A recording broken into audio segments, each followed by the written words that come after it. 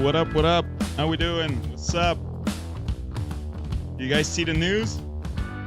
Huge Illuvium announcement. Huge news. The thing everybody has been waiting for. Everybody has been wanting to see this. Now it's out. We'll talk about it in a second.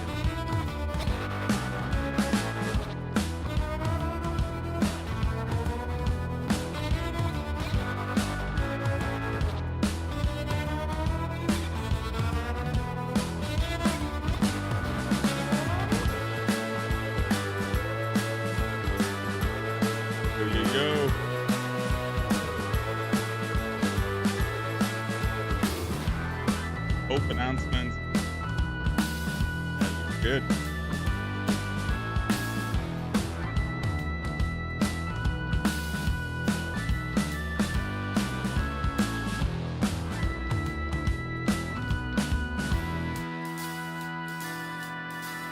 Discord is pissed? Why are they pissed?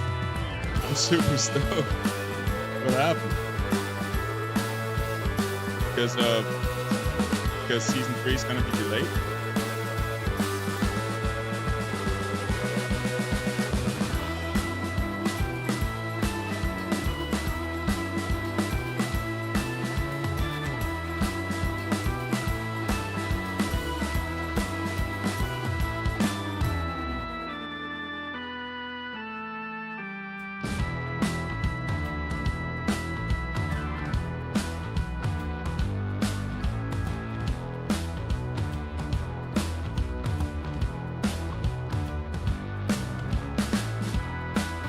Alright, let's see what we used today. Where we left off yesterday.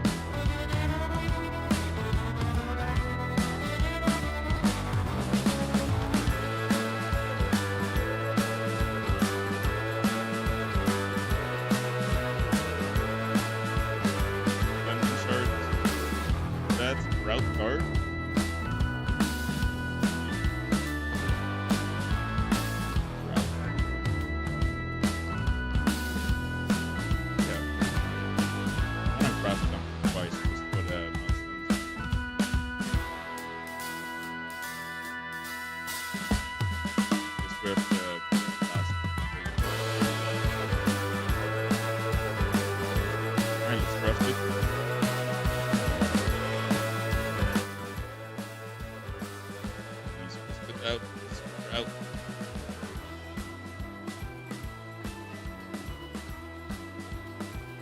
Music's high. Mic a bit low. I hope it's better now. Are we good now? The airdrop farmers rabbling. Yeah, fuck him. Fuck him. This is really good for the whole project.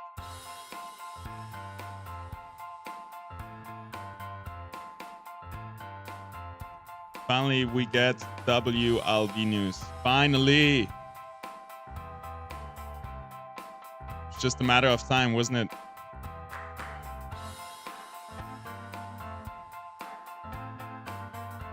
What? I don't have tier 5 shards? God damn.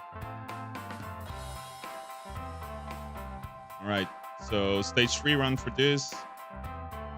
Stage 1 run for this. And then whatever, where we find tier 3 Illuvials while we do that. Better? A little bit loud.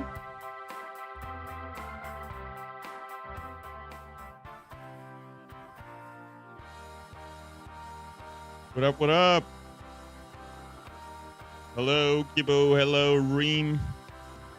With dates and everything. Yeah, we got a proper announcement now.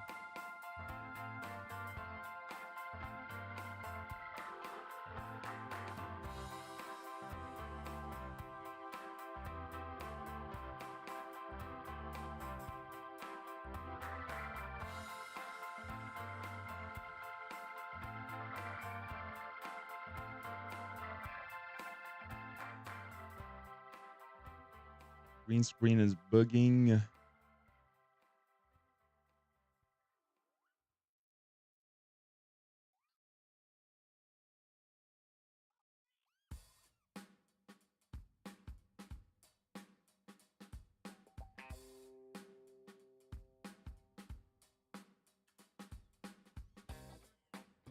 Mic could go a little bit higher. Yeah, I put down the...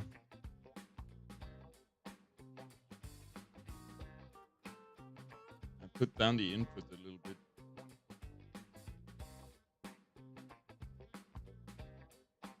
How's that? I think that should be a bit better. Also, if I talk like straight into the mic, we should be good. Thank you, feet. What are you doing to Tiru?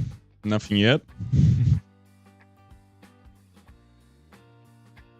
Nothing yet. We'll see.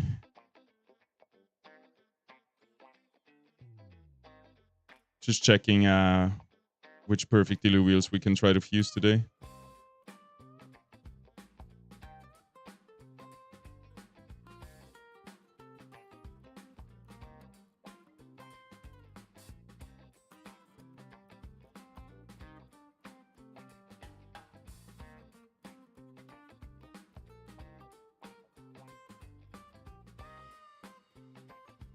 Not a Cuckaloos. Maybe a TNT.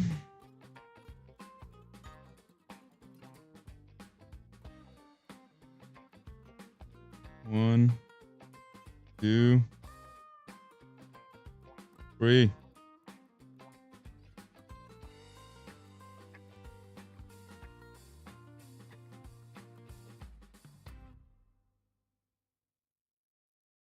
All right, I guess we're gonna fuse a TNT.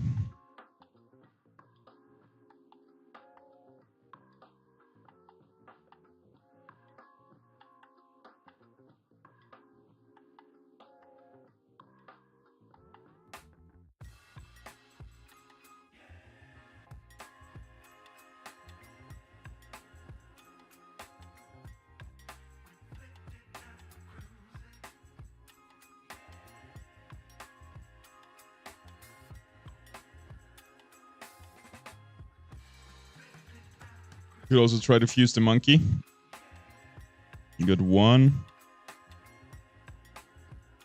2-ish, 3-ish, 4-ish. Can bring a holo in here.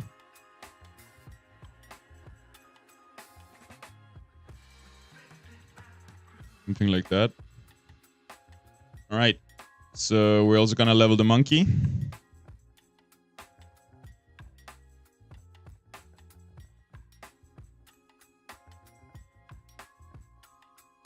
No Revo.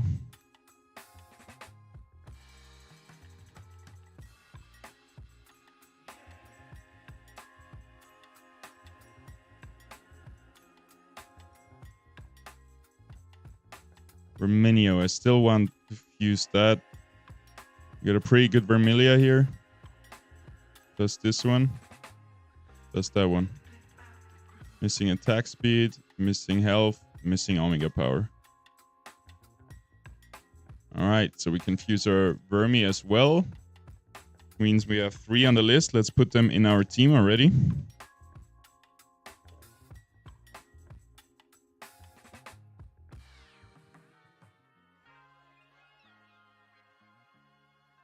Monkey.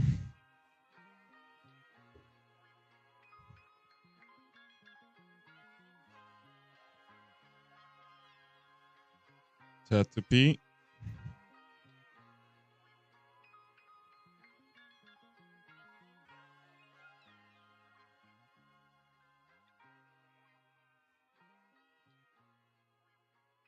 And what's the last one? Vermilia.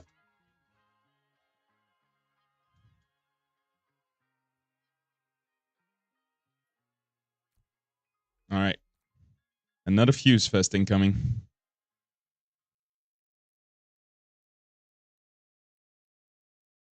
Gyro, we got 1, we got 2, but they missed the same resistance.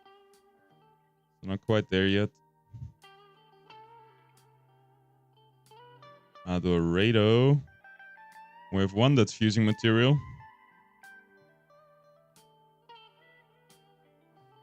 Monarch. Nope. Arcos, I think we're getting close here. We got the Archie. Oh, no, we don't. We only got 2. What about Arcalion? 1 fusing material. Winks.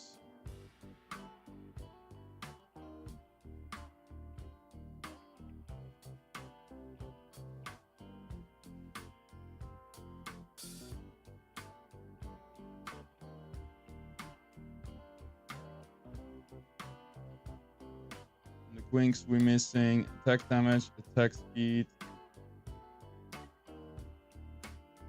attack damage, Omega power, and attack damage, Omega power. It's not really good yet.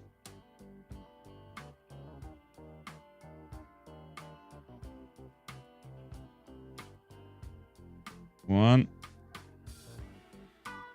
two. Nope.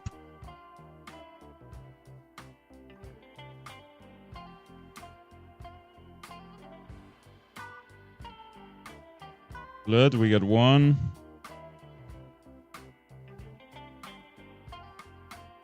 2.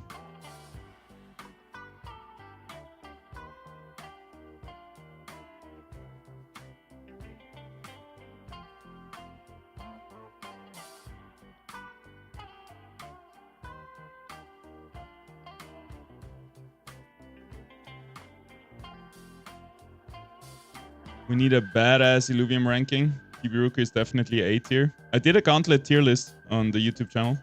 I think leaderboard and tourney rewards should have been SWAT, but that's just me. I think incentivizing monthly play over short term is better, but merits in both. Yeah, I think you can. I think either way would be fine. I'm just happy we get it. Did you manage to fuse something perfect? Yeah, I got a few of them. I got a bunch of them. The other day we fused finally a perfect Revo. And we're gonna try to get more done today. Been shopping a little bit yesterday. 1, 2, 3. Try to fuse the perfect Kibiruku.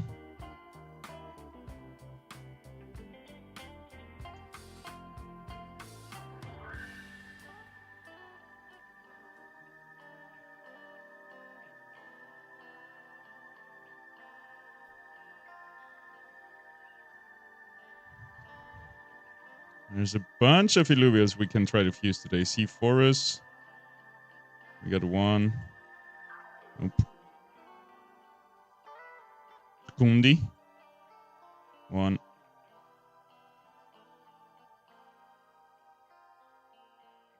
Gasotep. We got the almost perfect Quinks here from yesterday. Loto.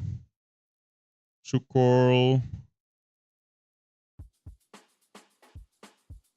1, 2. Still missing 1. Matu. Not really. Forest. I mean, you can try to use a decent forest, right? With this, this, and this. Kind of. Just need one that has good resistance. Then we have a chance to get everything.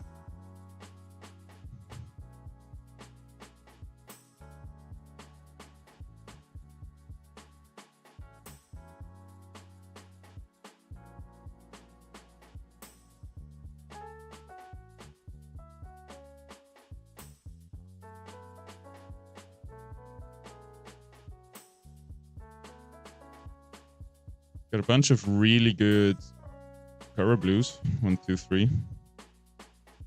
4, 4, 4.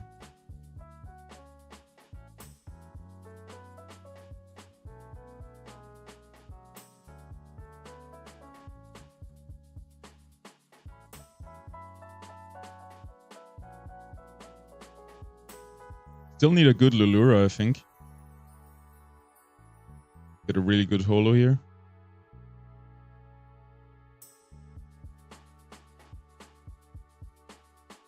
Bought a decent ramp fee the other day.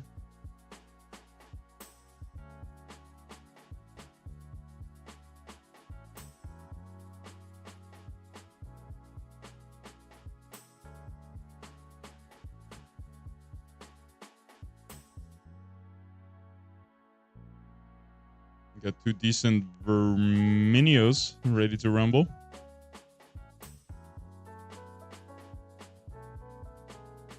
I think that's it. That's the 4 Illuvials we're going to try to fuse today. Tiru in a TB Ruku, Verminio, TNT, and the Monk here. Talking about perfect Illuvials, we got the Revo here. We got the Kuka that is looking good. Wait, the Kuka is ready to be fused. We just need different Kukas here still. Floor price 450. Kind of rough.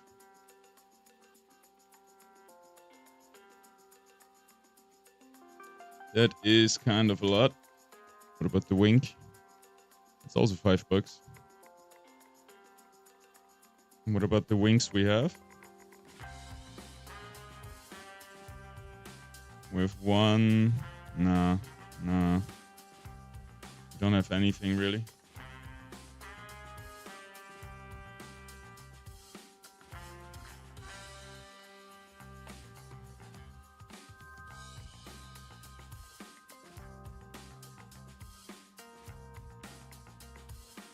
Anywho, I wanna level my Quinks because it's gonna be, where is it? That one. It's gonna be it needs to be level 40, so I can try to fuse the perfect Azotep.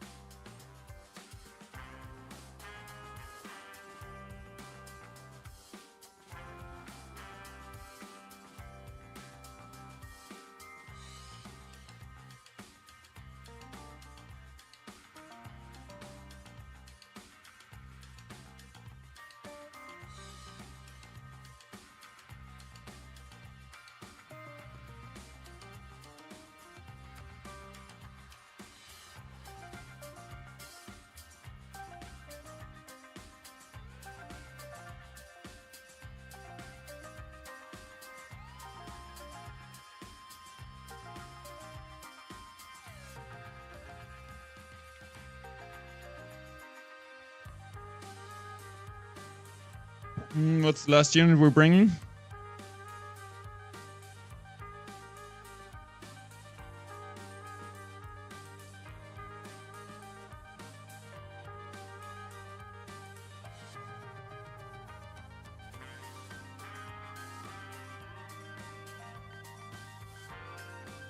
Surfer dude.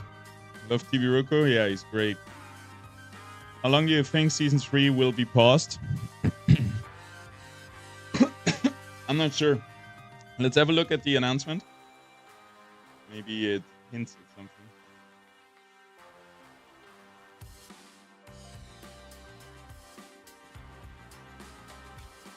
By the way, guys, we have an ICC town hall coming up this Thursday. Feel free to submit your topics and questions you have for the community council.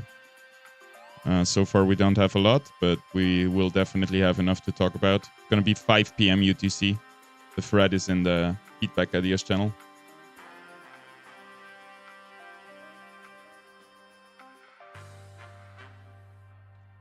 All right. So finally, we see the Season 2 mission dashboard. We see the points again. It's not minus for anyone, hopefully, anymore.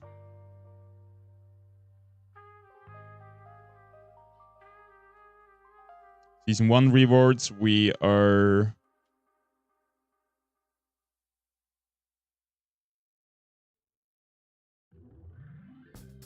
By the end of this week, you'll be able to see the rewards for Season 1, apparently. Season 2 rewards... Season 1 and Season 2 rewards are supposed to be paid out at October 15th. The vesting period, the 3 months vesting period, starts at the first day of the next season, or at the end of the season. So No matter all these problems, we still are already vesting for 24 days in Season 2. In Season 1 rewards. And then, yeah, Season 3 is going to be paused. It's going to come later, planned for the end of October. So it looks like the plan is to have Season 3 paused for a month. And then end of October start with Season 3, where we will have overworld events that have 17% of the prize pool, tournaments have 50%, leaderboard 14%. Yeah, I guess I agree with you, Taylor's here. We could put more into leaderboards and not 47% in tournaments, but this is really good for marketing, right? And I think anybody's happy to play whatever the amount is on the leaderboards. It doesn't need to be a big money, it just needs to be there. That's okay, I guess. And then only 22% go to milestones, and those 100% is only 12,000 LV from the usual 30,000. So 18,000 LV will be saved, will be removed from the rewards, and we're gonna use it for in the future once we have a bigger player base. It makes more sense to have bigger prize pools, right? Right now for, I don't know, 10,000 players, this, and then for 100,000 players, we can use the LV we saved and have still a decent prize pool if our audience gets bigger. Yeah, that's a big update. Tournaments coming. Incentivized tournaments, leaderboards, everything. Still have to wait for it, but we can prepare now. You can find your Illuvials, level up your Illuvials, do all that shebang. I just want something, a way to filter all my Illuvials. It's so hard to find my perfect stats. I know I have my Chuku here. My Holo Chuku, which is perfect, so we're just gonna bring that bad boy. And that should be a team that can beat easily stage 1, so also stage 2 should be fine with this team. One more quick shop. Let's check the Chuku. Also 550. Damn. Fusing material got expensive, man. Rota is probably like $8. Yep.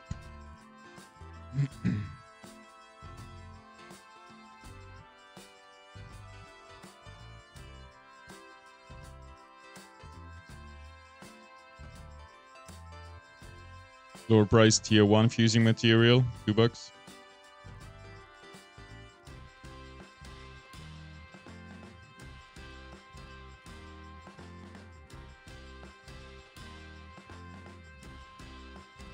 $3 for links.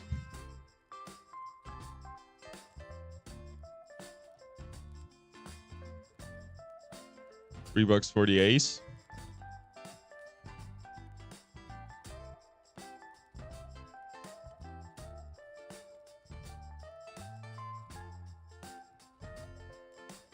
You always see the same price at the floor. It seems like a lot of bots are buying floor and relisting it more expensive. Feel free to, if you don't want to sell to bots, feel free to sell stuff to me. You know what I'm looking for by now, I think.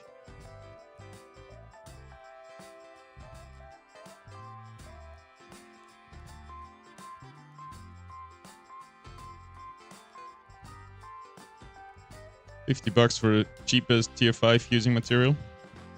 Crazy.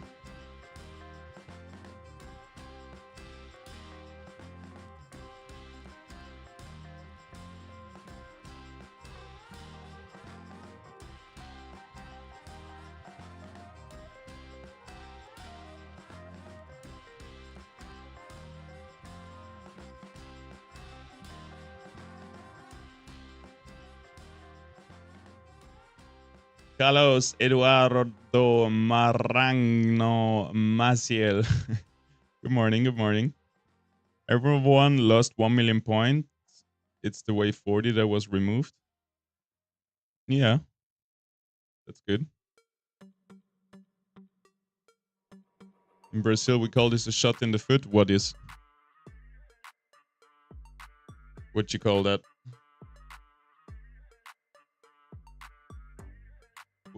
What is this website? It's not free, by the way. It costs quite a bit to unlock all tier 5. You can search tier 0 for free. I'll sell you my almost perfect Holo Kuka for $3. What's almost perfect? Can you send it in DMs in Discord?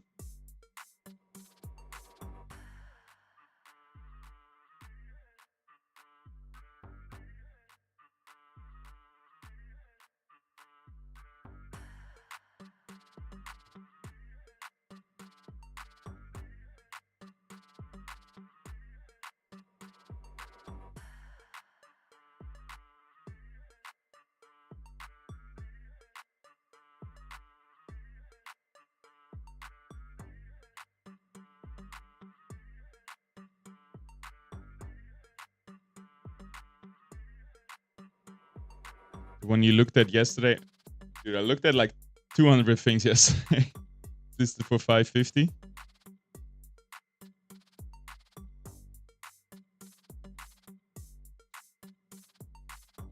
Doesn't have 3 perfect trades.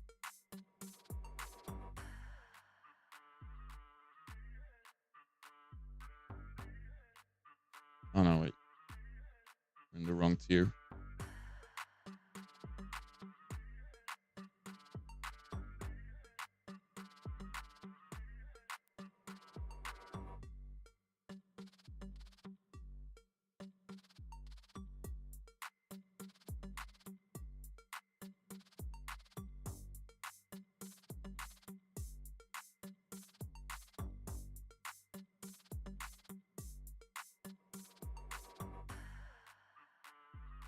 This one, I guess.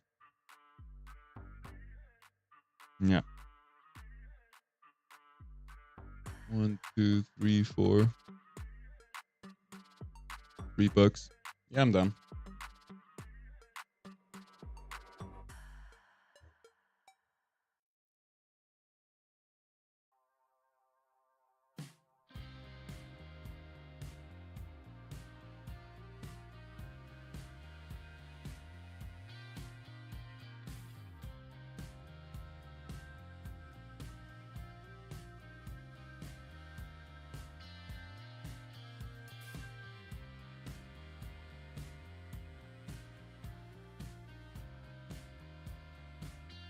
All right.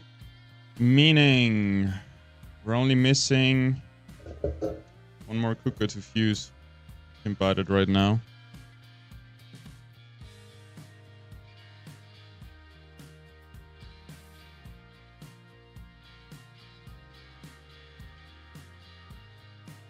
Well, we can't. That's too expensive.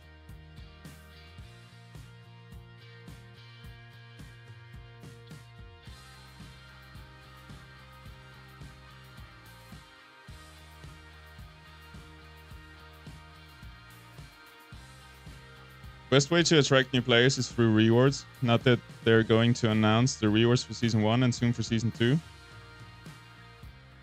What would attract more players is that they reduce the rewards. I don't even want to play anymore. Yeah, but from a business standpoint, it makes sense, right? Because the airdrop system as it is right now, it has a really high cost of player acquisition. The ROI is really bad for airdrop, so we have to change it. Illuvium is going to shoot themselves in the foot if they keep the airdrop system as it is right now, because we're giving millions away every month for gaining a few players to just like give the same airdrop farmers and the same, I don't know, probably still multi-account users like money.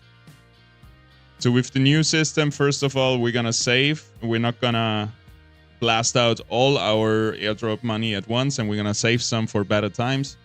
And we're going to change the structure to actually reward active players, good players, which, yeah, just like rewarding the core community by leaderboard rewards and tournaments, and also bringing in new players, PvP enthusiasts who want to compete for those prize pools. So I think it's an amazing move from a business standpoint.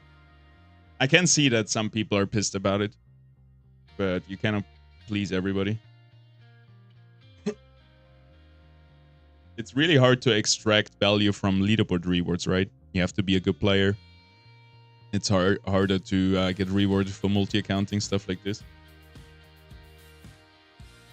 Dude, I feel a bit ghosty. Can see through me. I haven't eaten today.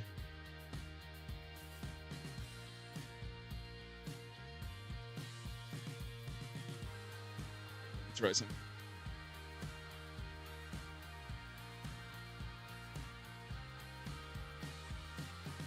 Better?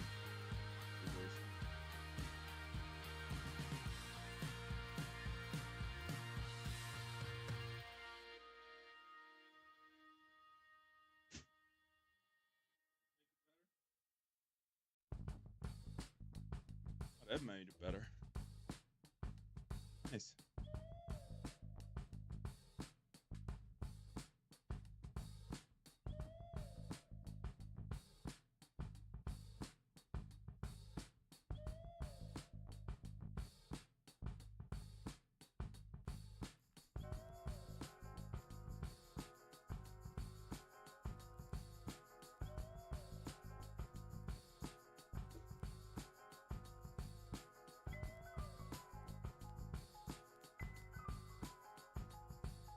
PvP is Leviathan based though. I don't see many new players coming in. I would assume it's not only Leviathan.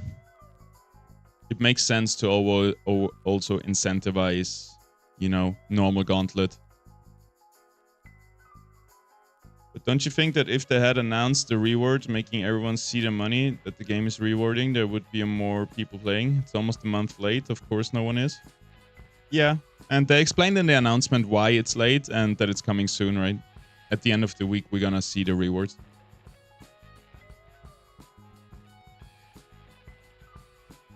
They said it will be mixed for Leviathan and casual. Yeah, that's great. Understand the delay, but this should have been priority number 1. I don't know, it sounds a little bit biased. I don't think this should be priority number 1.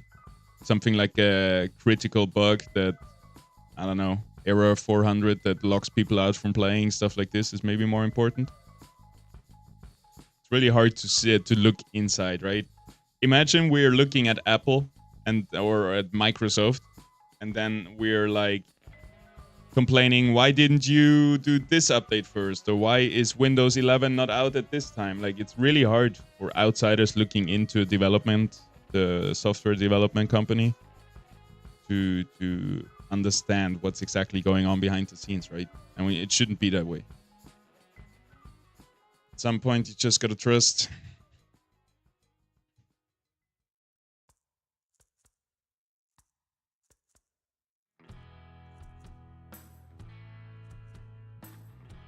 Trust and buy some nice Illuvials. That's what I do. All right, we got the Kuka. Thank you for the deal. Anybody else got like 4 out of 5 using material Illuvials to sell? Now is the time. Otherwise, we're gonna close the market and jump into some overworld runs.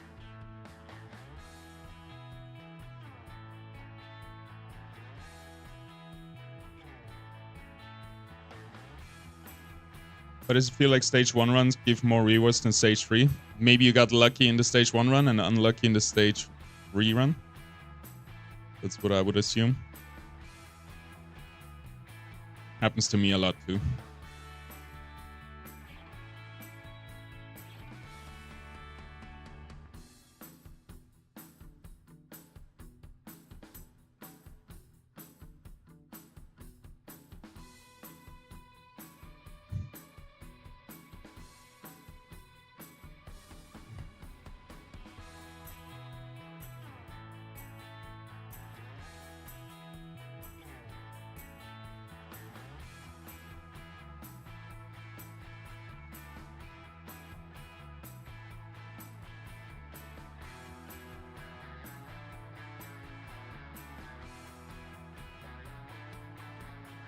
So many projects have died over the last year that had huge launches with airdrops.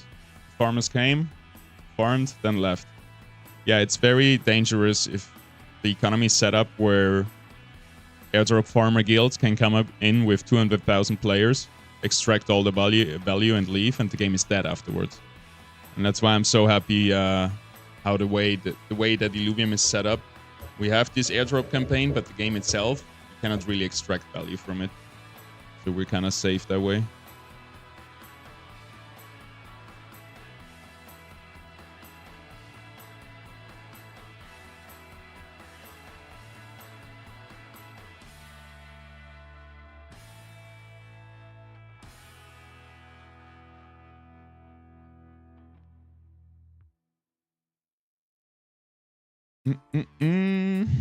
Floor price for 5 out of 6 Illuvials, $4. It's all the monkeys at the bottom. Even below the flish.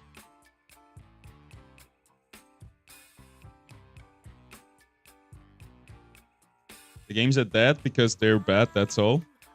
Well, man, that's just like your opinion, you know? I think the games are great. And I don't think they're dead at all.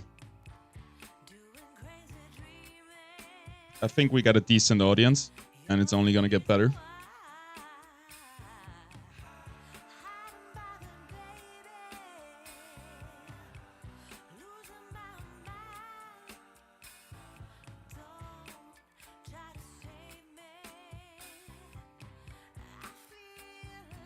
Alright, let's stop shopping. It's not gonna get better. $2 floor price for fusing.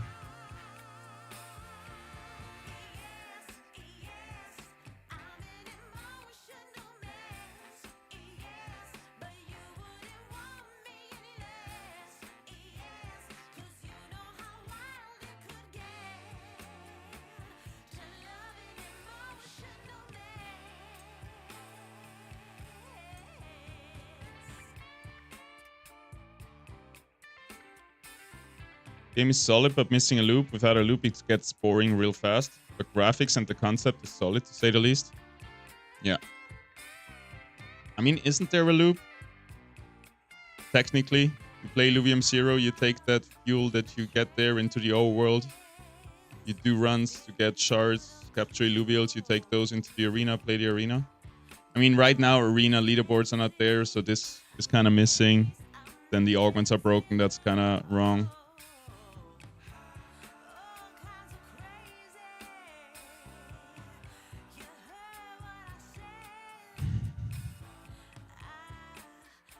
All right, 12 encounters in a stage 1 run. That's what we're gonna do here. Let me quickly check. No. We can check on the Kuka situation later. I need one more fusing material Kuka. And then we can try to fuse that as well today.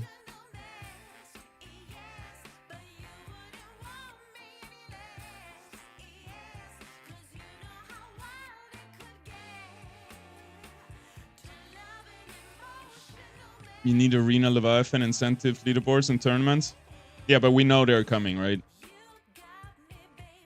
So I'm already assuming the states that we're gonna be in 1-2 months. But yeah, right now, I guess there is parts of the loop missing for sure. Just missing leaderboards, yeah.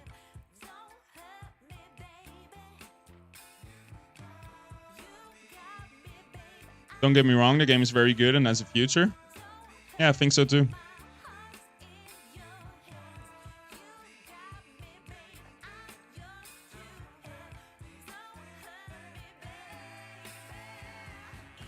Best Web3 game for now, for sure. No one else better Web3 game. Web3 games are all trash. Most of them, yeah.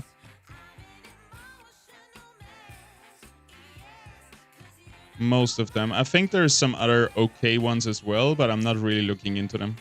Illuvium is really all I want from a game. It has my favorite stuff, like favorite game genres combined. I love TFT. I love Pokemon. I think we have some Halo vibes as well, you could say. From lore. Or I don't know, yeah. I'm just really happy with Illuvium. So I don't mind so much to research other project. Hello, Revo.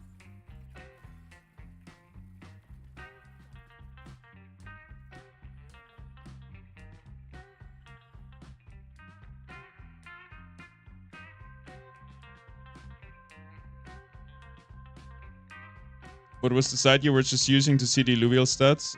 It's Illuvium Market, or however you want to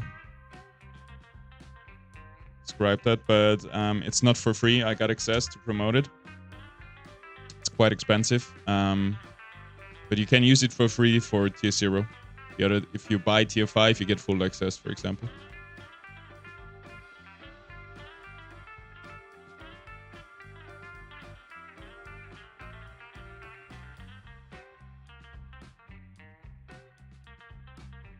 Lady Illuvium, what up, what up?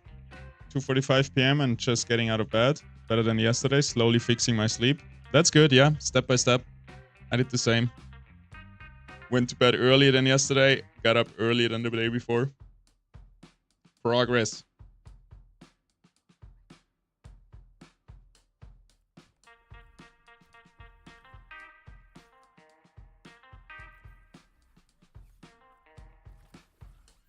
Those are the 4 we want to fuse, right?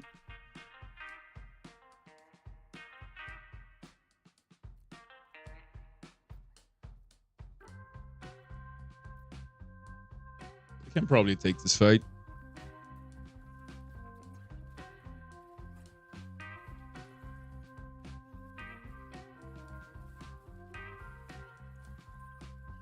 I swear I'm not crazy. I did like 3 stage 1 runs and I've never seen so much good stats Illuvials in 30 stage 3 runs. Not to mention I managed to grab 2 perfect stats, Tiro and Archie.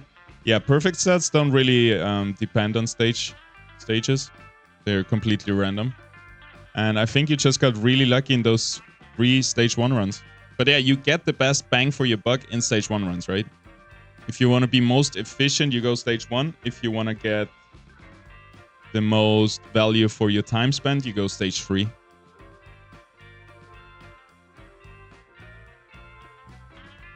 It's like $100. Yeah, it's really expensive. Trinix said it's gonna be free once it's out of early access, which I kind of translate towards once Illuvium implements it on their homepage, then it's gonna go free. So yeah, I think right now this is only for the real hardcore traders and everything, because it costs $100 and then after a few months it's gonna be useless. Not useless. You're still gonna have like pro. Trinix is a great developer, so they're gonna probably implement some pro features that Illuvium then doesn't have once they implement this.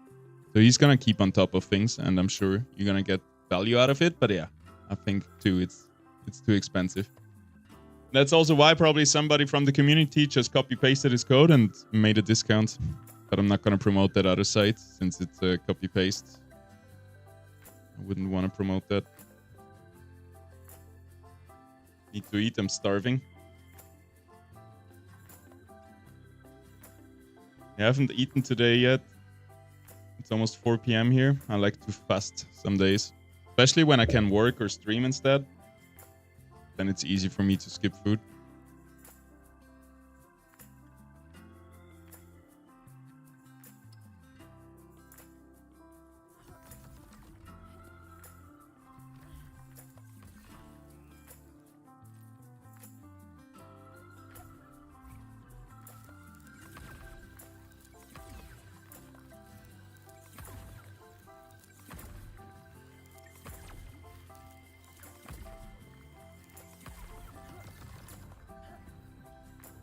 Hey, hello, hello. And it's a great gorilla as well. Huge. The cuculus over there as well. Do you have a set times when you stream, or it's just whenever? Yeah, it's more or less whenever. This right now, like 3 hours ago would be usually the earliest time I start. And 3 hours from now is probably the latest time I start. So this is kind of the... Right now, we're kind of in the middle, plus minus 3 hours of when the usual start times is. It's basically European European time between noon and late afternoon, where I start. Maybe I should get a better schedule. Hey, good stats for Holo. I'm gonna take it. Wow, way. It's almost the cooker we're looking for. We're also gonna take it. So we need over 70 stability. And with those two, we will achieve that.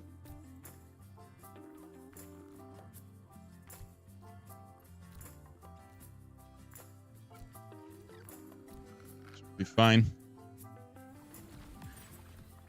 I get paid in just over an hour. And we'll be doing my first stage 1 run. Nice. Congrats. Good times ahead. What was the site? I linked it in the chat, Surfer Dude. You should see it in the chat a little bit above. Do you have perfect tier 4s lines yet? No. And they're super expensive. If we look at tier 4, using material is $8, but that's just Mamo, right? And Furies. Mjol, the first one that I really would look for, is $16.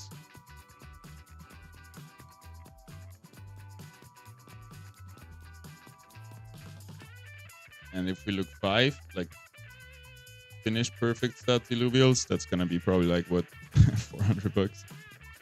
That's crazy.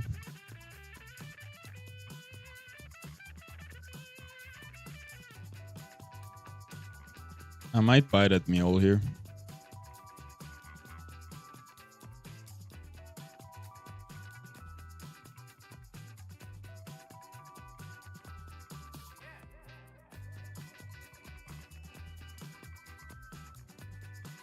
Or at least do an offer. Better squeeze a few bucks out of it.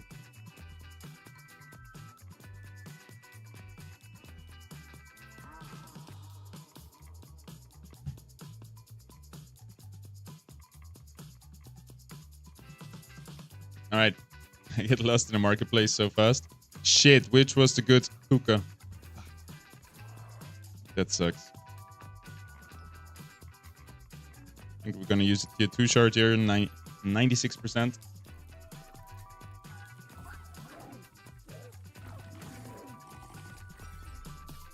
What's free? You mean 3 perfect sets?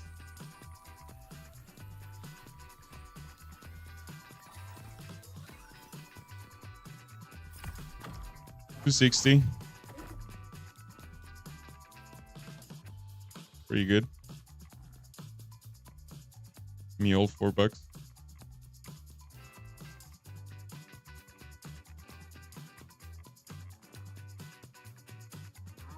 Kinda in line with the 4 stat price.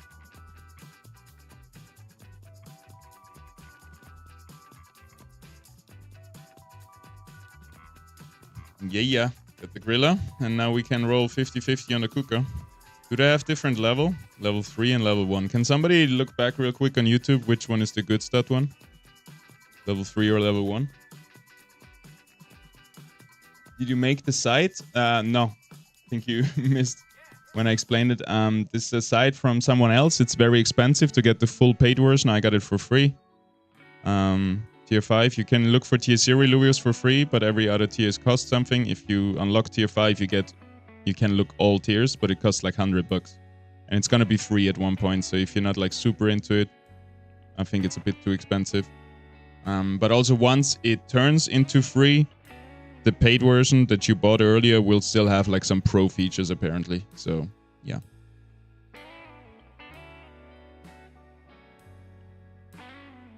My younger brother, who haven't seen in 10 years, is coming over this weekend for my birthday. Very excited. Nice.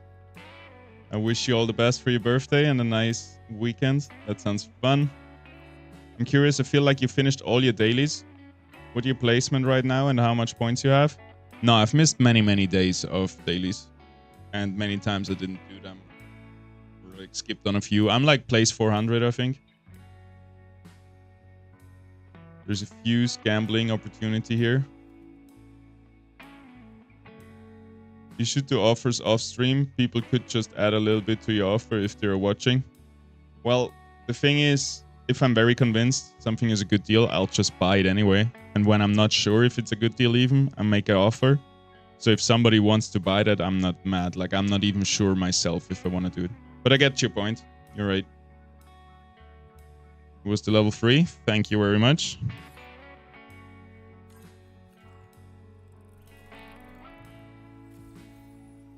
Much appreciated. Can we get it? 50-50? Well, I call it 50-50, but 60% rather.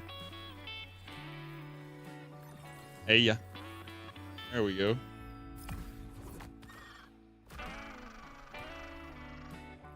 That's worth a bit. Like second-hand, second-class fusing material. I would say maybe $1.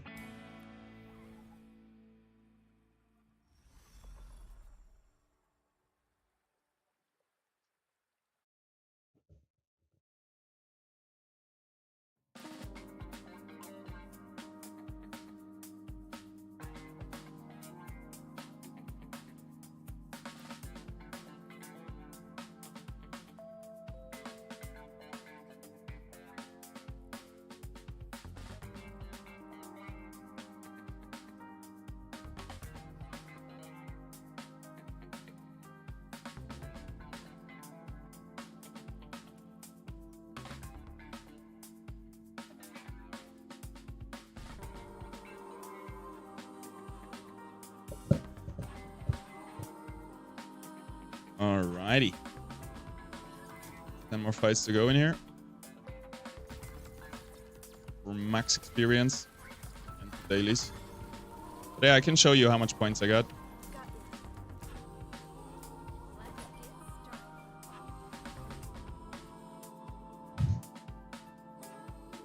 We go to missions.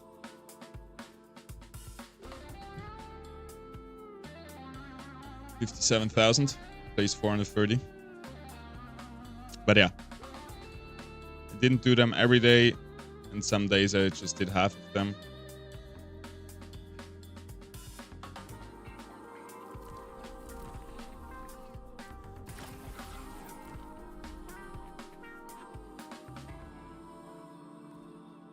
See if we can do that.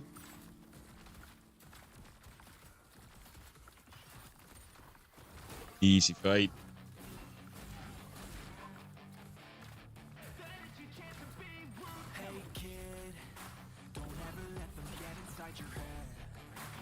Tell you what to do in life instead of everything you know that you could get. Don't let them guide your life towards regret. I'll fight for what I love with every breath. My past is filled. I'm place 31 with 200k points. Nice. So you've really done all the dailies every day, I would assume. Or place for like pretty much every day. May Claire Dingel. Hello. How's it going? How are we doing today?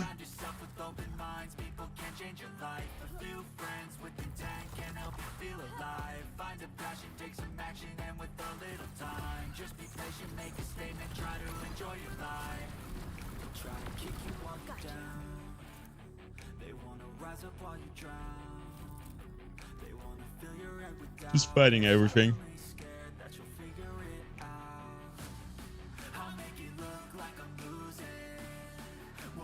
I have this flare.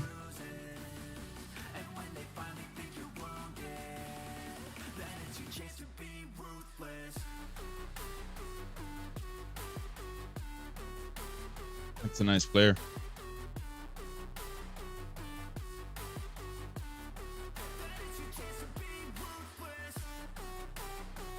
Yeah, that's a crazy theory. 3 max stats, 280. I think we're gonna get that.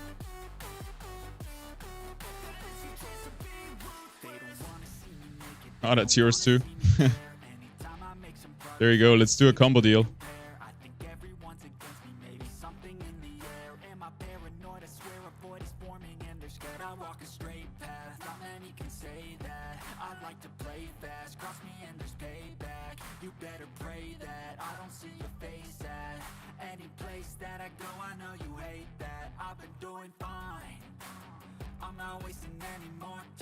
So it's kind of like this. Missing 10% plus another stat. But it has movement speed, right?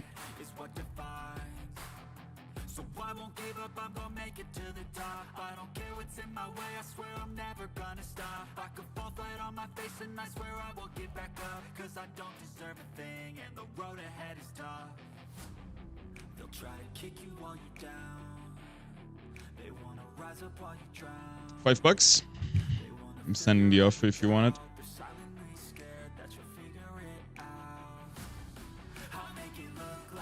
Highest I got is like 30k or something for a wind stock a bow. Wow, that's a lot. 30k? Yeah, if you get lucky with the weekly quests, you can get really much ahead, huh?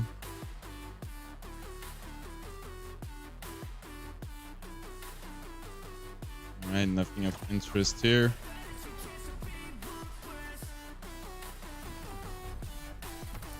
Should go back to utilizing my ranger fully. Save some shard stability. I just want some of these as real life pets. They're super cute. Yeah, or at least as plushies from the merch store. But we got time. We don't need to stress selling merch.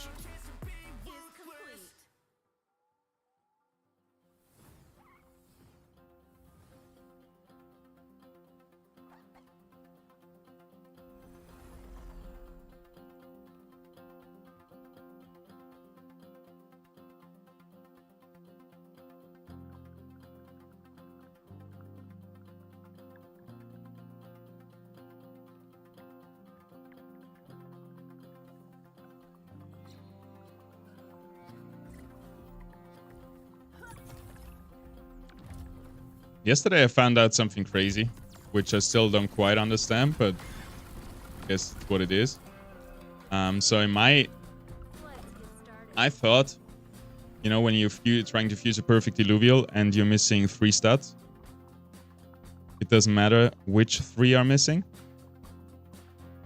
but you have a better chance of succeeding if, for example, it's attack speed, attack damage, and health, 3 different ones, instead of 2 times attack and 1 times health. I thought a 1 out of 3 chance and a 2 out of 3 chance is the same as 3 times a 2 out of 3 chance. But that's not the case.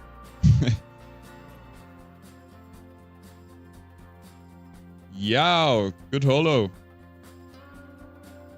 30-30, 40-40, 50. We'll take it, I think. Decent one here as well. Missing a bit too much though. I'm very lenient with my holos. I like capturing holos, I don't know. I don't care too much about the stats. Look like Post Malone missed the pass? You're not the first person to say that. I guess it's true. I can't see it, but you see it. 90k one mission. God damn, that's a lot.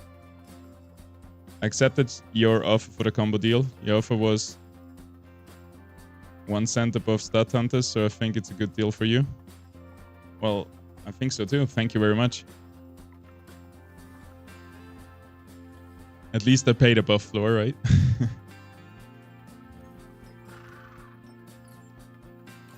Yeah, Stat Hunters, I'm sure there's a lot of bots just constantly sweeping floors. Which kind of sucks, but will always be the case, right? I'm glad I got a few perfect stat Illuvials already in. I still don't understand fusing chance correctly. It's not really explained anywhere. So per stat, per Illuvial, per stat, 1 of the 3 child Illuvial stat will be taken. So for example, if I have 5 out of 5 health on one, 5 out of 5 health on the other one, and 4 out of 5 health on the other one, I have a 1 in 3 chance that the 4 out of 5 health stat will be taken, and a 2 out of 3 chance for it not to work, and the 5 out of 5 will be taken.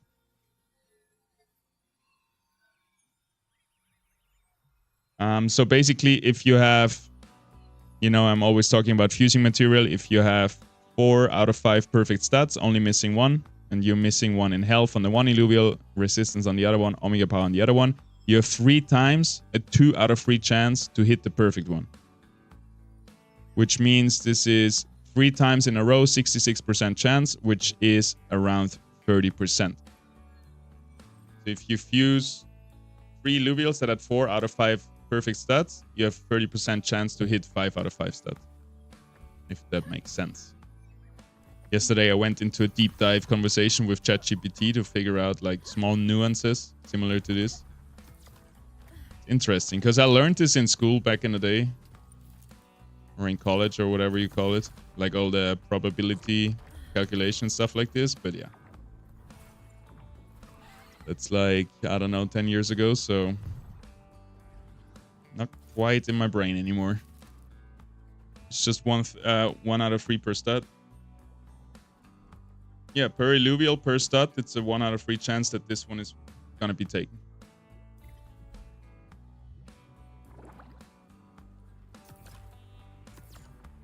Can I ask you what's your hodl? What's your main bags? Mine are Eve, Soul, Crow, and I'm thinking of holding a little ILV. I'm 100% into Illuvium. All the Ethereum I got on the side, like nothing else is really worth mentioning. I'm like 95% in Illuvium. And I know you should usually diversify, but they also say invest in a project that you like, research the project you invest in. And there will never be a project that I've researched more than Illuvium.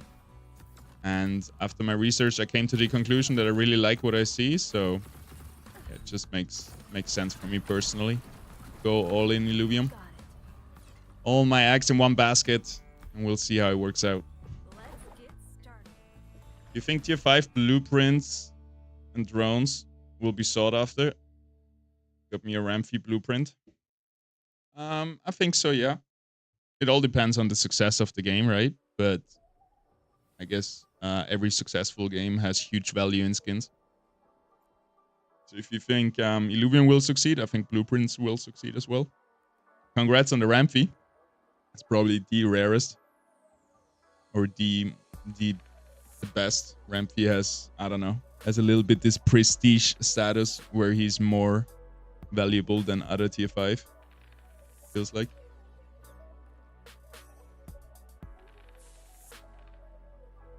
I'm good with probability, but I wasn't sure because sometimes it seems like I fuse 3 Illuvials with all 50%.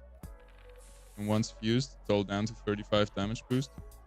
Well, 35 is not a thing. It's always 10, 20, 30, 50, 40, 50. There's no 35. And one stats of one of the Illuvials used will be chosen randomly. So if you fuse 3 at 350% attack damage, you're guaranteed to get 50% attack damage out of it. I've been holding ETH since it was 120 bucks. Yeah. That is nice. You were early. Now I'm hoping Solana will be the next ETH. Might be. We never know.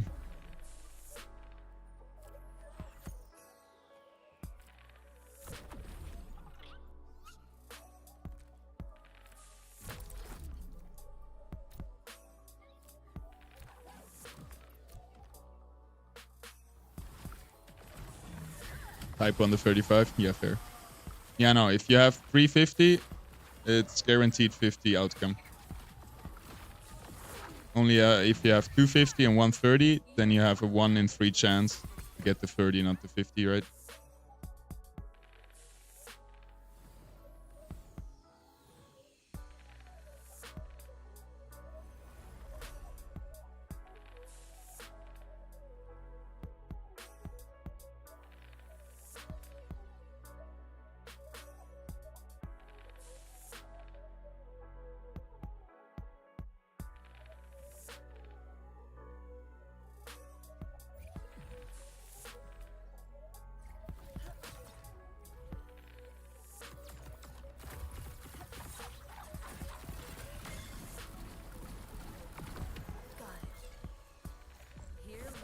Dude, I'm actually really excited to drop the auto battler. Or I'm really much in favor now to drop the auto battler in the old world. Because it's probably the most tedious thing of the whole experience to go into. Especially in stage 1 where the fights are so easy. And I have to do 12 fights now. It's just, you know, very tedious. And also if you want to get the max experience out of your run, you just have to do so many fights. Crazy.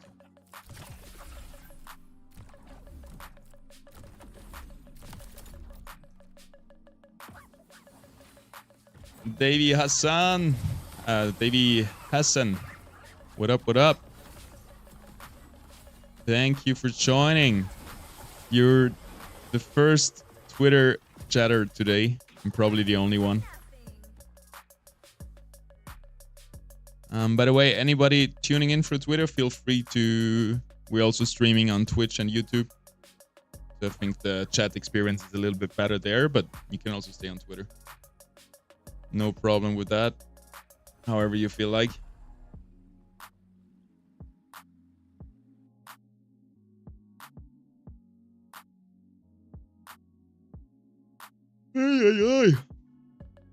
Hey, I still wanted to show the video of my real life rota, my hedgehogs in the garden, where I told yesterday the story that mama came to pick him up.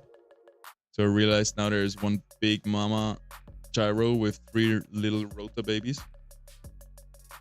And I still owe you the video for that.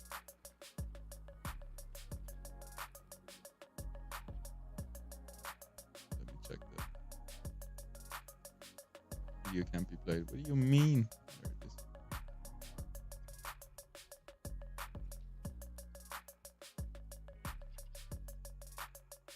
Video mode.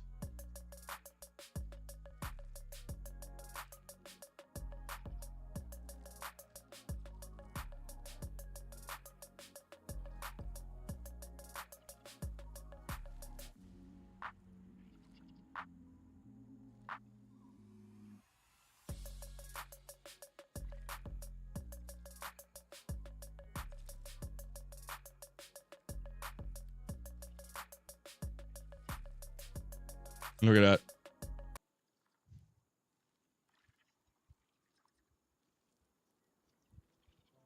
So there's the big mama. And there's the little hedgehog that I tried to save. He's trying to get to the milk. And first she was standing on top, was screaming down to him to come up, and he didn't come. So she walked down, cuddled him a little bit. And now the milk truck is moving up, so the little baby is moving after it. Not the best angle and not the best quality, but I think you can see it right.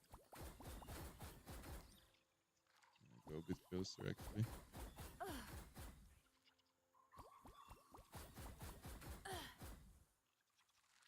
Real life hedgehog line. Oh, I removed it.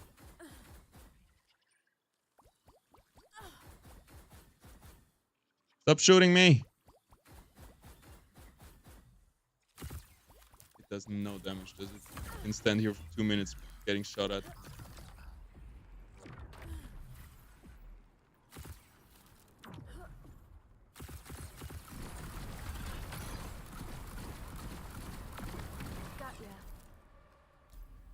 Are there many snakes in the Australian countryside? I don't know. I've never been. I do want to go to Australia one day. I'm from Austria. Easy to be confused. Very different though. Used the new Scoriox add-on for Google Chrome. And not really, because I got the other thing, right? I got this instead. I think it's a nice extension, but it's still missing a lot of features. The most important would be to scan through my collection and then see in my collection all the stats. I think it only works on Marketplace.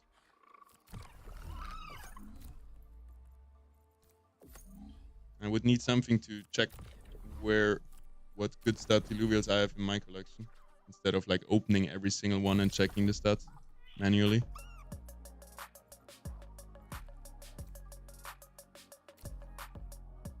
Check the stats.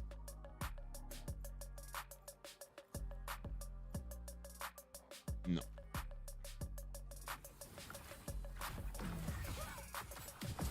Austrian countryside. We got a few snakes. Actually, in my garden, I find a snake every year, but it's like not really poisonous, very small. It works on your collection too? All right, that's cool. Last time I tried it, it didn't work, but that was maybe a me issue.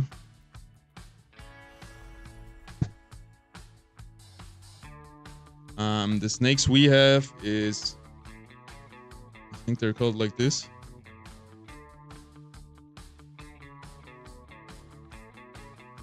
That's the bigger one we have.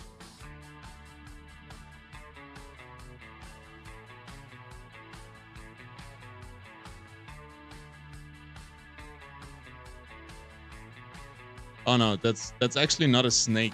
I think it doesn't fall into snake, even though it looks like it. It's a natter, not a schlange. But we also have that one is the bigger one that is a little bit poisonous.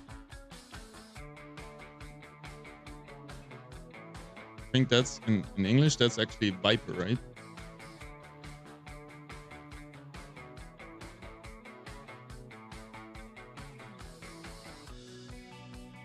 Vipera berrus. Adder. Common viper.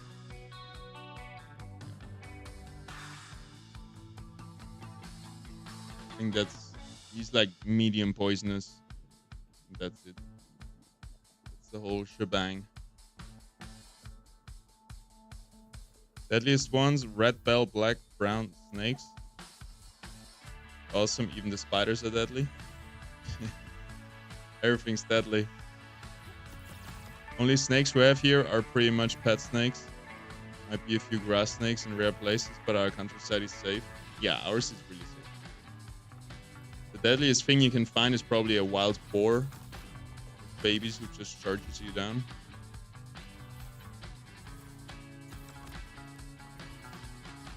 Speak German language? Yeah. We learned that in school, but Austria speaks a very strong dialect. So many Germans wouldn't understand when I talk how I usually talk with my friends. It's kind of like Quebecois and France, French Canada and France, or Switzerland and Germany.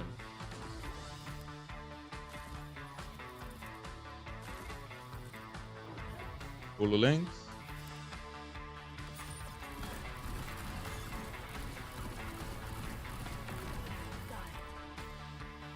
I've gone all in as well on LV, and I regret it. So hard to time the market. Yeah, instead of trying to time the market, just dollar cost average. Every week, every month, just put a little bit in, and then you're gonna get a good average. And it's less stressful.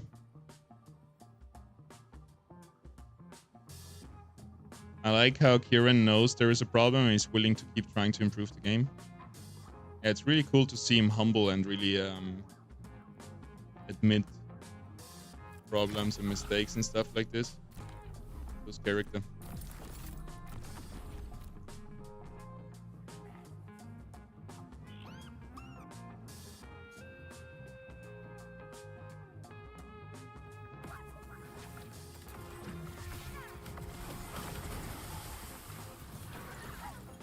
I love the idea of going to Australia, but I wouldn't because of the nature. I think it sounds worse than it is. They're living normal lives there. Not like every week another family member is getting killed by a kangaroo. It's I think all the viral news coming to us of all the deadly things in Australia. It also depends where you go in Australia, right? I think there are areas where it's really safe and not many dangerous animals.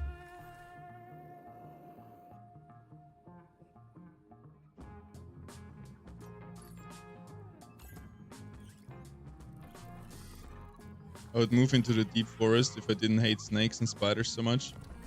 We have a couple of poisonous here and people find them in their gardens and houses on the countryside. That's rough.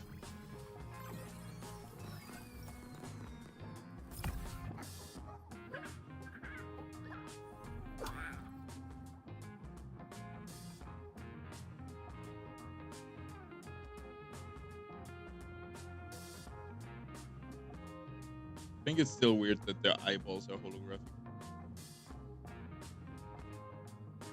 I think the eyes should look normal.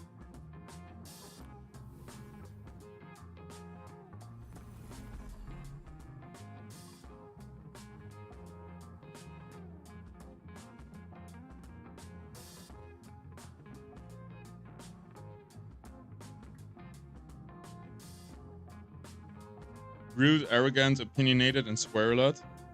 What do you mean, can't? Yeah, all the Australians that I've met, mostly in Canada. I don't know if those are the original Australians, the expats that I met, but they were all really good people.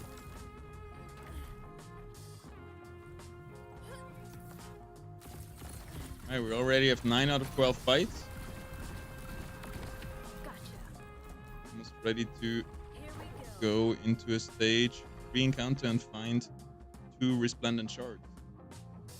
And level up some Illuvials to then do a little fuse fest.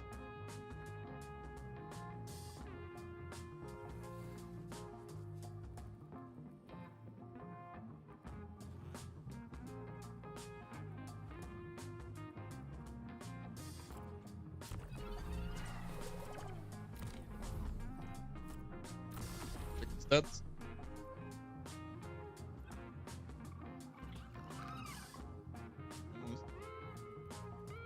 Almost there, Rota. Not really.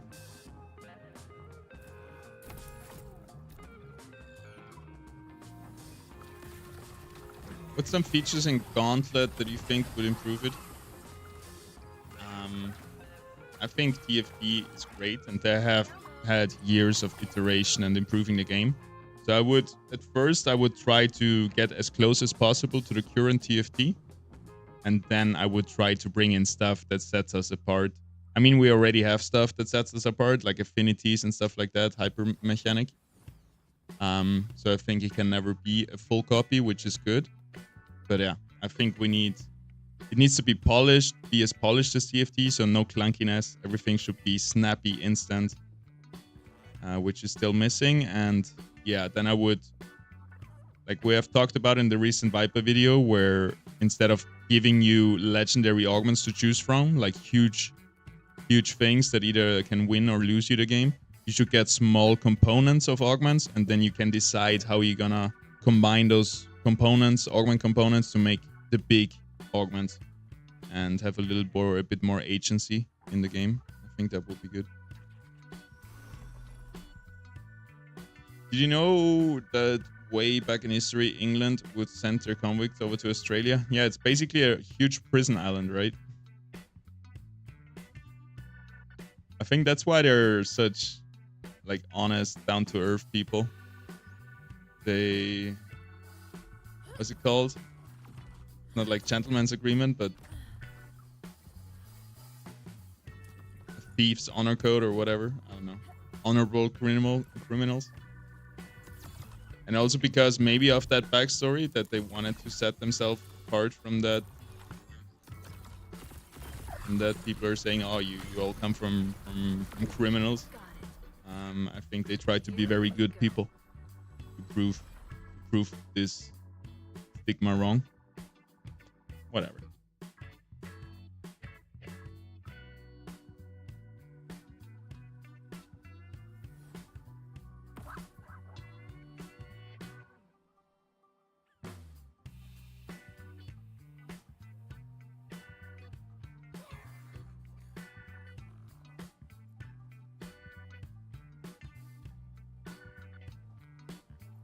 You guys heard that Illuvium Master is shutting down? Pretty sad, isn't it?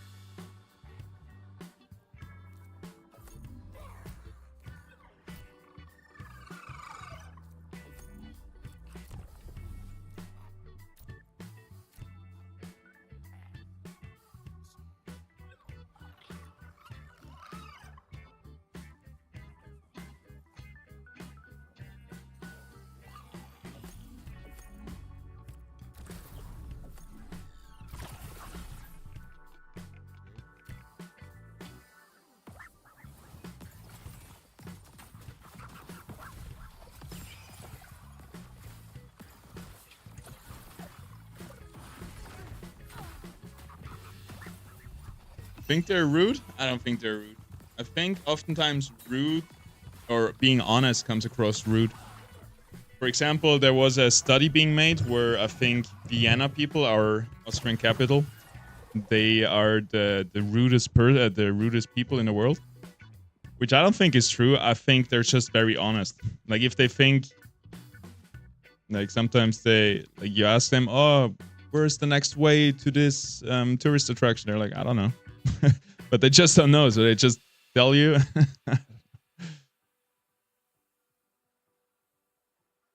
I think being honest oftentimes gets seen as being rude.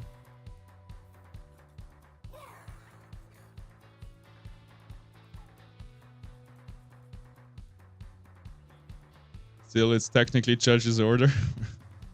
Fair enough. I mean, the colonial life. Okay, that's my word of the day. Colonialization. That's a whole nother part, right? That the whole prisoners get sent down there and then probably slaughtered the whole country of Aborigines. Same like what happened in America and everywhere around the world, basically. But yeah, I don't think we are our forefathers' sins. I don't think we should have so much guilt for shit that our ancestors did, and more focus on what we can do good and just value people on what they do and not what relatives have done, which is kind of weird for me.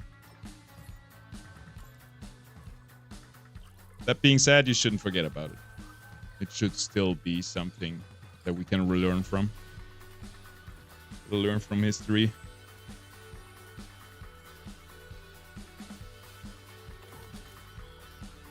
Right now you have the option to buy components for augments, where you can skip that and spend your money on upgrading. No, I was talking about Gauntlet, right? And not about drone augments. I was talking about the augments in game that are basically the items in the game. So for example, your Illuvial is now, what is it? Like every 7 seconds there is comets raining down, stunning enemy Illuvials doing damage. Like that is a super overpowered augment, and then it becomes very black and white. You get the augment, you win. You get a shitty augment, you lose. That's not good. So I would like to see something like TFT where you have parts of items, components, and then you combine those parts to make different final items, very much like TFT. I think that system is great. Why they're shutting down? I don't know. I'm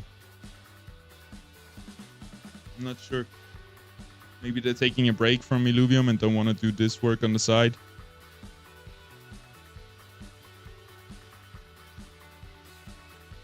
People think us English are polite. We're not. We're just rude to you behind your back. Yeah, that's way worse, right? At least I think it's way worse. I think it's weird stage 3s hardly get played in Gauntlet. Yeah, that's a huge point as well. Stage 3s should have a higher powers. Like, they should be stronger than they are right now. Because right now, it's not worth going for them. Because they're so expensive, right? A stage 3, tier 5, Phosphorus, would cost you 45 mastery points. Which is a huge hit to your economy. And you're not getting the amount of power out of it. Compared to TFT, where a 3-star unit is, like, so much stronger than the 2-star unit. Like, right now, Forest is maybe double as strong. Phosphorus is maybe double as strong as Forest. But in TFT, that would be like 5 times more strong, I feel like. So yeah. Stage 3 units should be buffed as they're not really important right now. Sometimes it's worth going for it. Sometimes it wins you the game, especially if you have a lot of economy, but otherwise, not really. I'm so full now. I think I ate a little bit too much. Yeah, there's a Japanese thing they do. I forgot how the name for it, but it basically says stop when you're at 70% full. I try to do that sometimes, but sometimes I can't. I crash out and I eat way too much as well.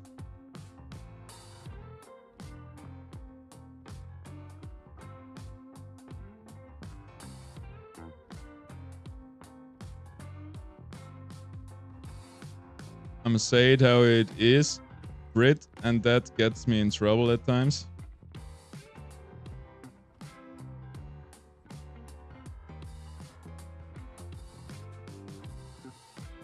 Yeah, you gotta say it how it is. Honesty is always the best path, I think, even if it gets you in trouble sometimes.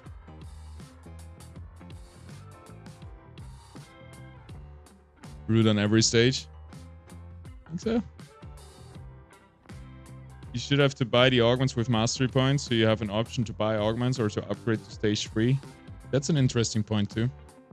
So it's like a real shop, like you have a second shop for augments and stuff. I kind of like it. Like, I'm a really big fan of TFT. Their concept or their game is proven to be very good. So I would really like to us first try to get their standard and then try to play around with innovating new things. So I would like to just get augment components all the time, like items in TFT, and then you can combine the components to make better augments, final augments, and remove the legendaries, which are so overpowered in some scenarios. But there's a lot of ways you can do it, right? It's just one thing. I can see 10 different ways how to improve it, and I hope a lot of them will be implemented. And I would think so.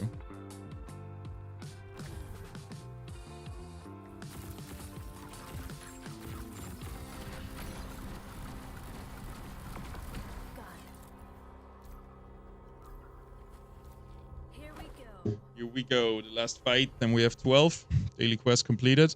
And then we can jump into a stage 3 run where we have to update our team. This team ain't ready for stage 3, I believe.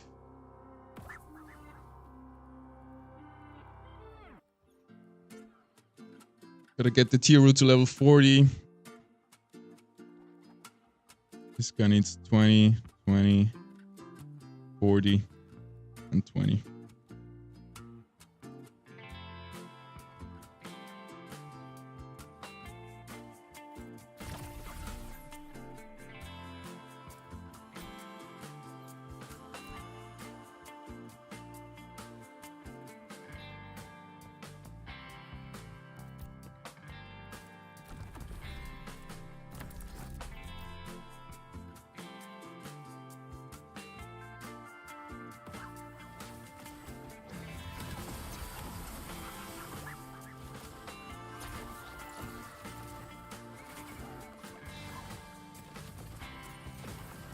Cool.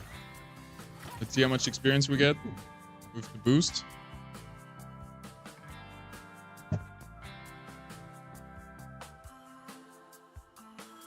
Not enough. We really just need stage 2 units to fight against.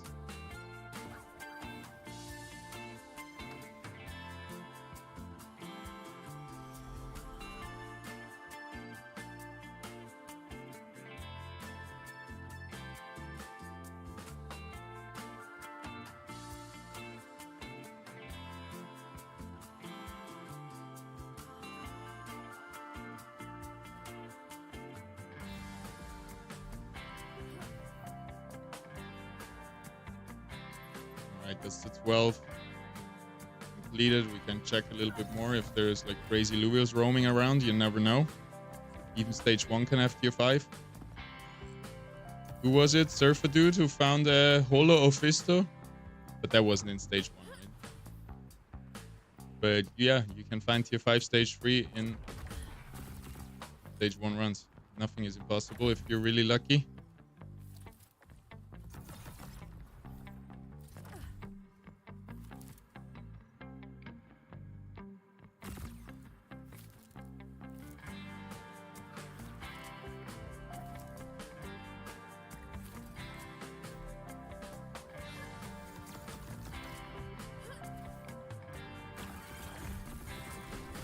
Forgot that we also have to capture some tier 3 Illuvials.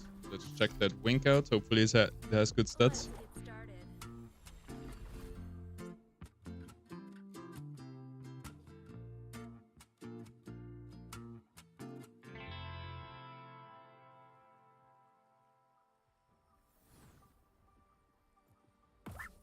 Nope.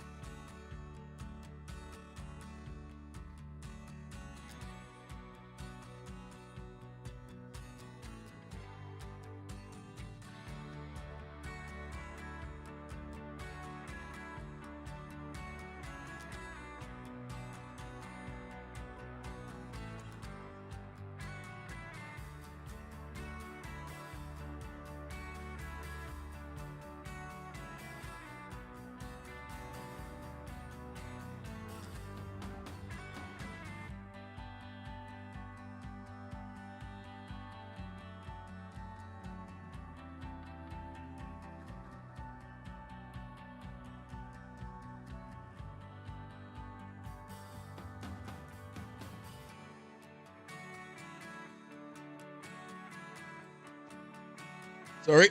Got myself some food. Look at that.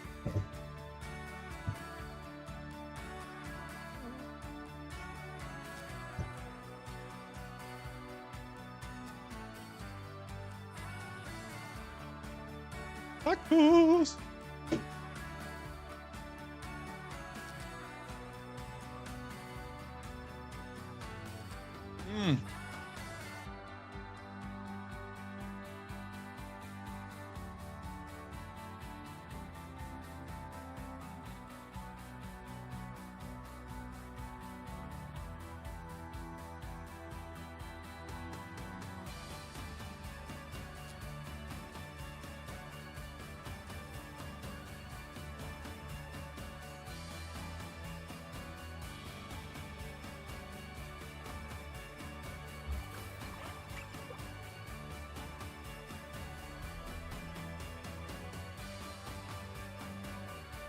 Don't need to see that I'm so full.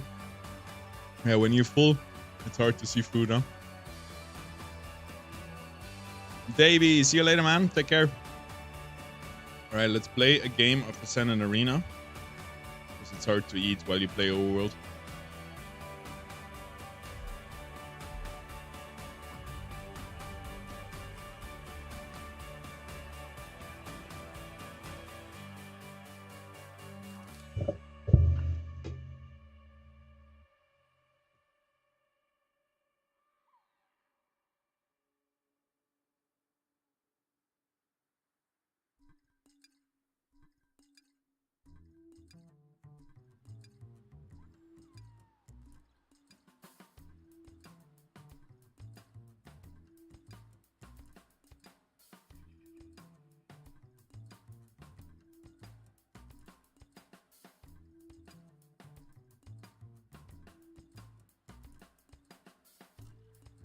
This announcement was amazing. Yes, man.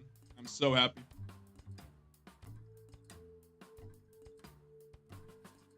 Everything we asked for in one announcement.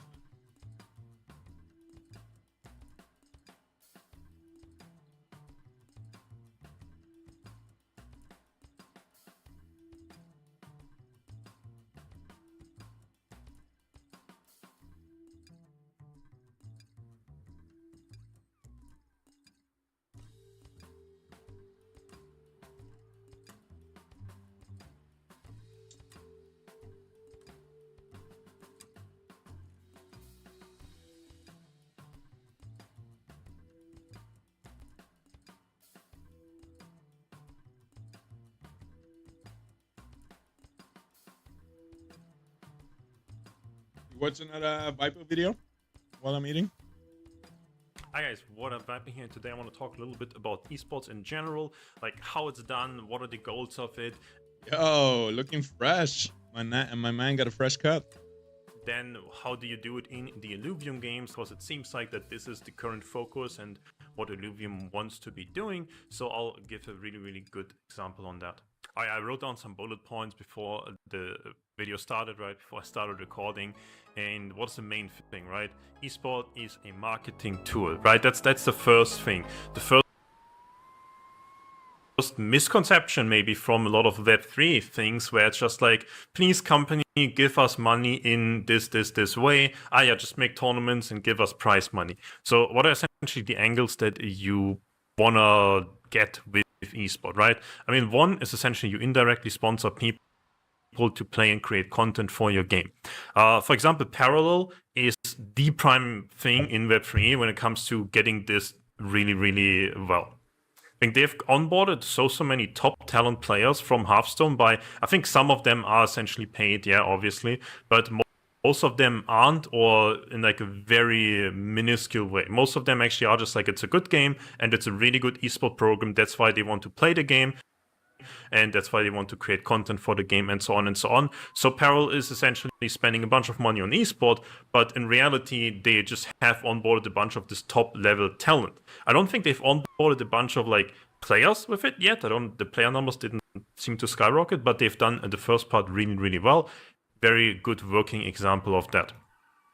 And then the second thing, this is, I think in Hearthstone, for example, this was a very real thing, that the esports side of things, which included like really low entry, low barrier of entry tournaments online where somebody could just sign up and they could have this idea of maybe I just have a good day and I just win it all. Something like that. So it gave a lot of people this end game where you can get better and better in the game. You can reach higher and higher ranks. And for some people, once they hit legend, it was like, well, I've played through the game is over, right? But no, there are tournaments that you can play. You can still get better at the game. You can learn more decks for those different tournaments and so on and so on. So that is just the second thing that usually this whole like esport thing on a marketing tool is, right? Like once it buys you like the sponsored content kind of thing, and like the third point here, right? It creates a lot of marketable content and clips and such. I, for example, still remember playing League of Legends in the early days and Faker 1v1 Z crazy outplayed worlds, right?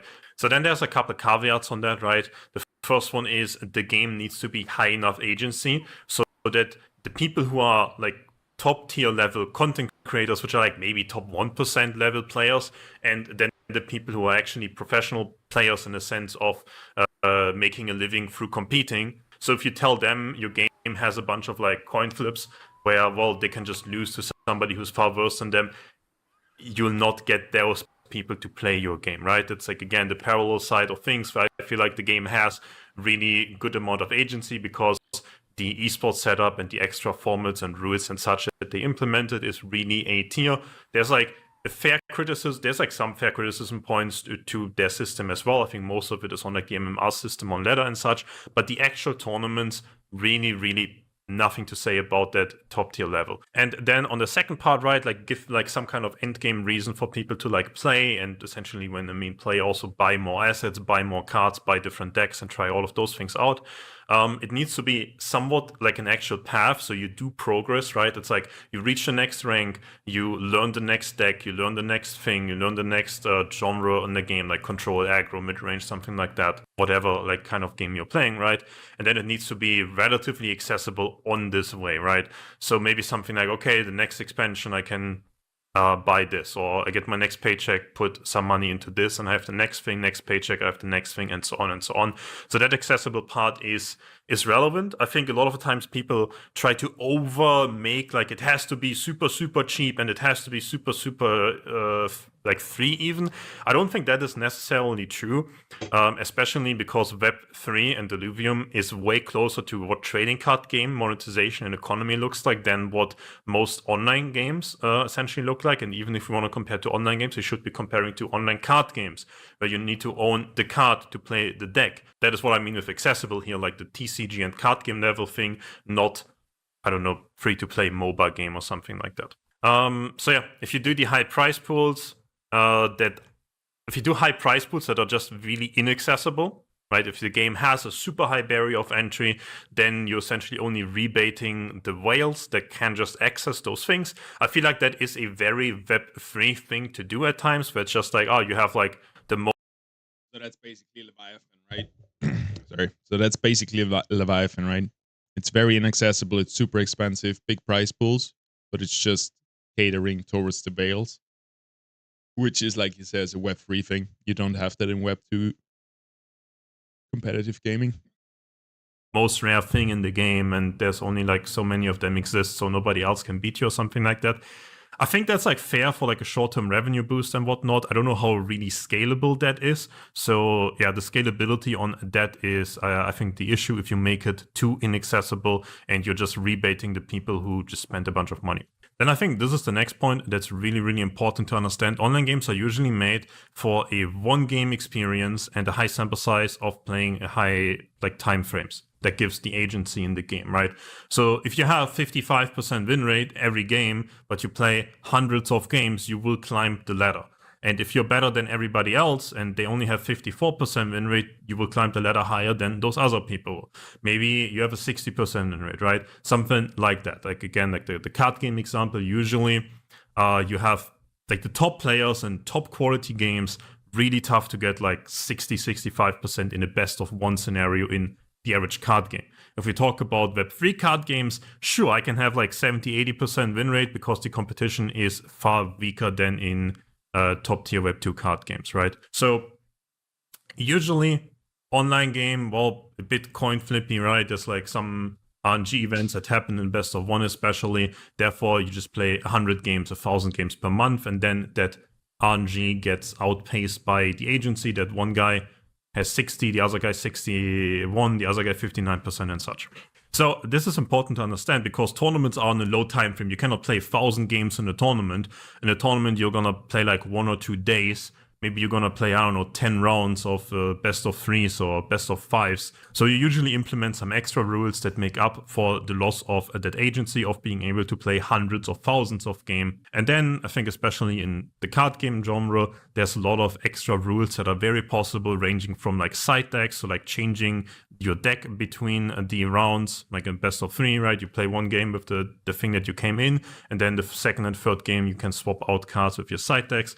Or what is more common in online card games is that you have to bring entirely different decks. So you bring like 4 different decks and you have a ban, and then you have to get a win on every deck that you brought. That's like the standard thing. Really, really good because you make up extra rules and suddenly the better player has a way, way higher chance of winning, and what you keep the time frame that is needed to decide who is winning still pretty low. So this brings us to Illuvium Ascendant Arena, right? Ascendant Arena is very similar to like a TCG, a CCG online card game setup, right?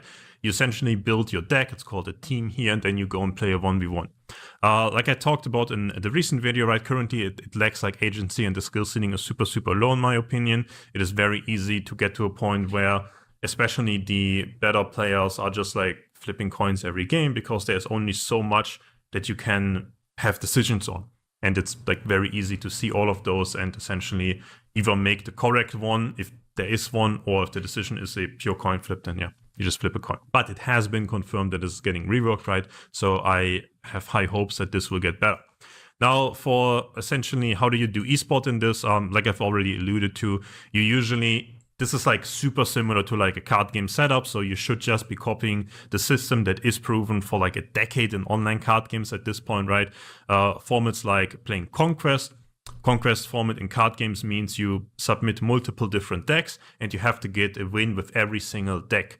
So you cannot get away just having one good deck. You have to be able to play multiple good decks, and you also usually want to have a strategy, like everybody is going to play this thing, so I should try to play a lot of stuff that's really good versus that. Or I have a ban and all of my things are weak versus this one specific thing, so even though on the online ladder these things suck because everybody is playing this really strong thing, now I can ban it and they have to play different stuff, so I can now bring all of these other things and so on. That gives a really, really high skill ceiling and a lot of agency to the better players to figure out, okay, what can I play? How is this different to the 1v1 online ladder format? One thing to mention on the Ascendant Arena, right, the game is essentially pay to play, right? On the like part of esports where it's like how accessible is this and so on. I think this is very much Ascendant Arena. You just need to own like one copy of everything. Doesn't matter what random stat modifiers or levels or anything like that. Just need one baseline copy of everything. This is pretty much just in line in what a normal like card game is. Like a normal Magic the Gathering, Yu-Gi-Oh!, One Piece, Hearthstone, right? Something like that. Oh yeah, that's like one really interesting thing to note, because obviously you want to use esports as a marketing tool to promote people to like buy stuff in your game to some extent. In something like a Conquest format where people have to play multiple different decks and there's like extra rules and restrictions and so on, you will see a way bigger variety of things that people bring to the tournament, which essentially promotes those decks, those playstyles, those combos, those things to a wide audience of players that then might go, oh, I really want to play this as well. So that's like a really good marketing side effect of like playing actually real esport formats, right? All right, then we have Gauntlet. The Gauntlet game mode, right, is just a classic 8-player battle royale auto battler.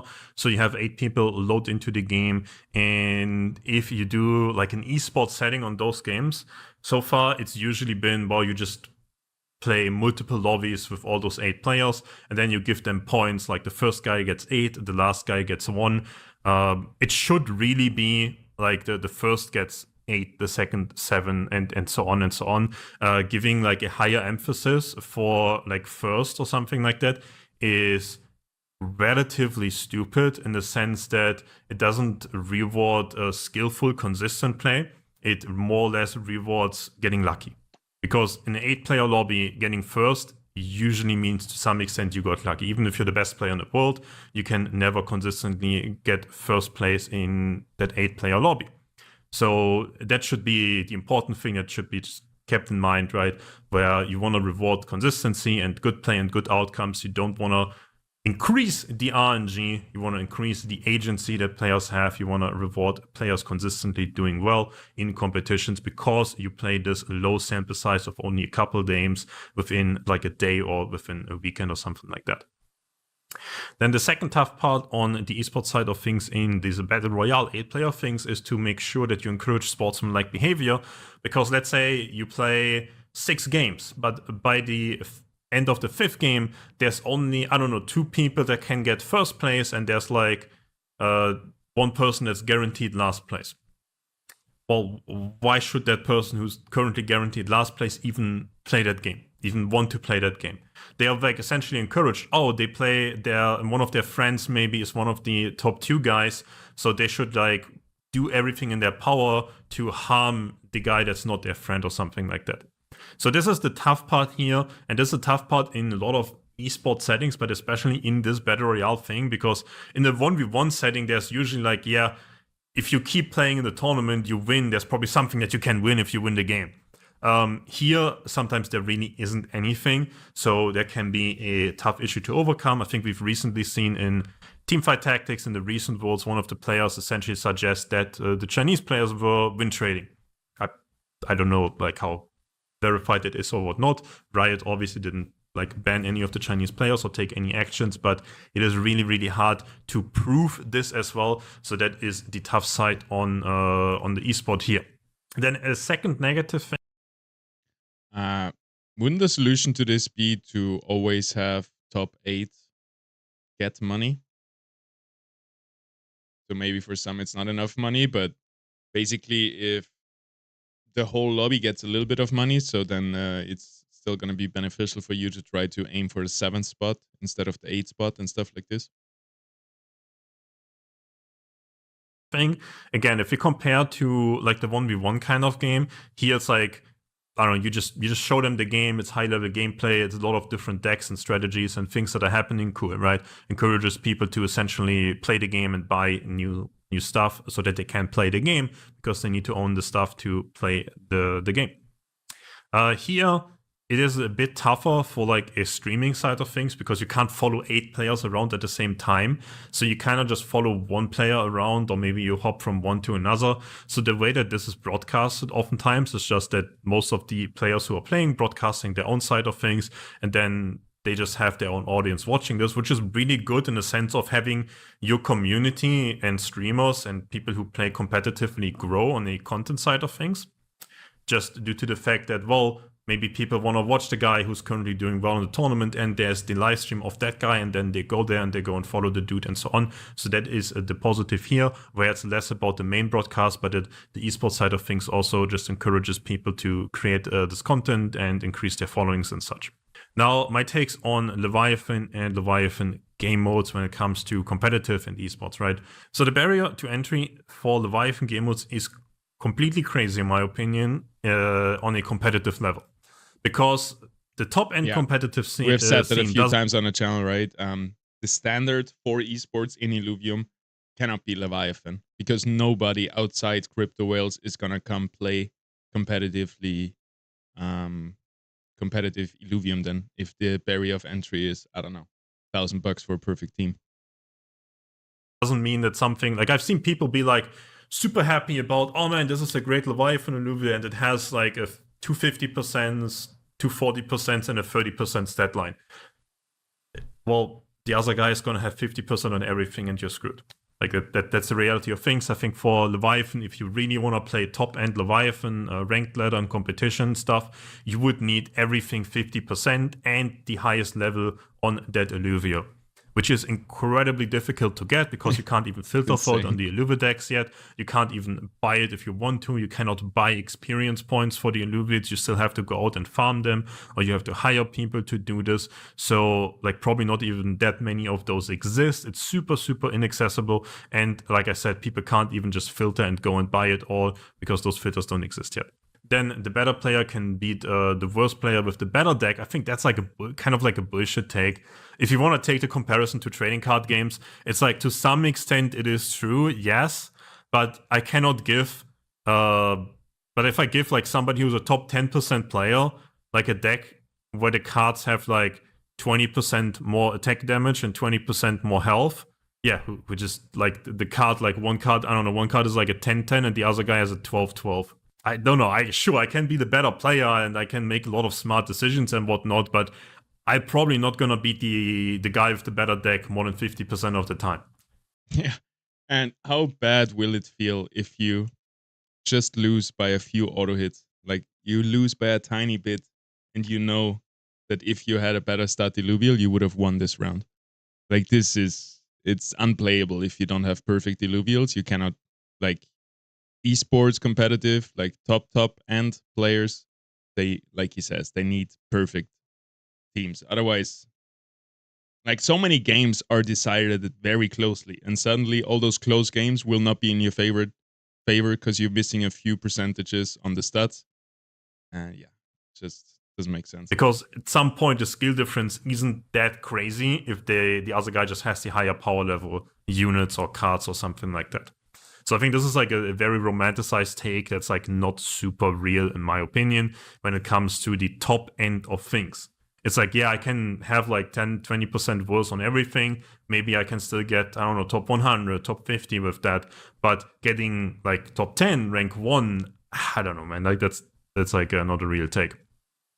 So it's like a very Web3 whale game mode, and in theory could be accessible via the borrowing assets kind of thing and so on. I also think that this is like more or less like a kind of like a BS take, because the borrowing assets side, it is such a high counterparty risk because you need these to actually play the game, right? It's not like in other games where you just have them for earning potentials or something like that. Here, you need them to actively play the game. So like, what do you do if you qualify for like the tournament and then the guy is like, yeah, I don't know, just give them back to me, I give them to the other player. Or I take them back because I want this other guy to win. Like what do you do, right? So I think there's a lot of counterparty risk here involved on essentially both sides, even because maybe I don't know. Let's like not dive deeper into this. I think it's just pretty inaccessible essentially, and there's some risk factors involved. So I think it's more of this like romanticized Web3 gaming take where you tell this to like a normal competitor in like any mainstream game, they're gonna be like, I don't know, man, it's kind of weird. And I know how borrowing assets in like real world trading card games is very normal, but if I compare how easy and accessible this is, like when I would go and borrow people Yu-Gi-Oh cards at tournaments, they would tell me what they want. I would like put it on the table, make a photo of it, and then give them the cards. And then, I don't know, at some point I look at the photo and I'm like, okay, this guy owes me these things, and I take them back. It currently is a lot more of a hurdle than that, in my opinion. Okay, so how do I fix this? What's like my take on this? In my opinion, you should be able to qualify for Leviathan tournaments via online ladder. I don't think that online ladder should be giving you direct cash rewards. Well, online ladder giving you direct cash rewards kind of comes back to the initial point where I said it's just a rebate for whales. It's not actually rewarding competition. It's not actually rewarding skill. Like to some extent, yes, but to a big extent, it's just a rebate for whales with sure, but how scalable is that? How accessible is that for other people to be like, maybe this could be me. Maybe I could get into this. So I think that you should just be able to qualify. I think we have seen something very similar in Illuvium Beyond, right?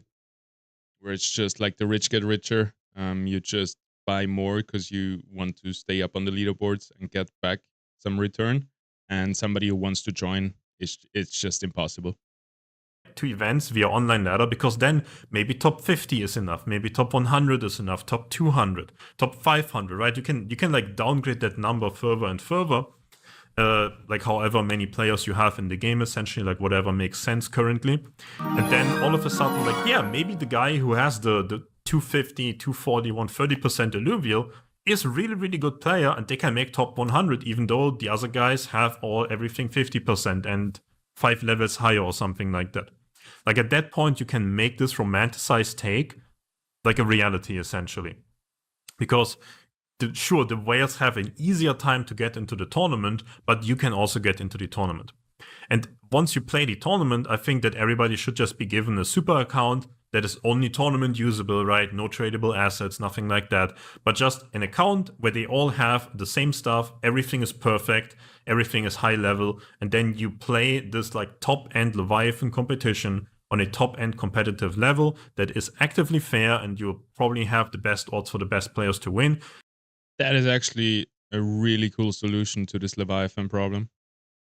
Like, just to recap real quick, your stuff still matters because with your own stuff, you're going to qualify for Leviathan tournaments. But once you're in the tournament, everybody gets the same chances to promote a fully competitive, fully fair, exactly same chances type of game.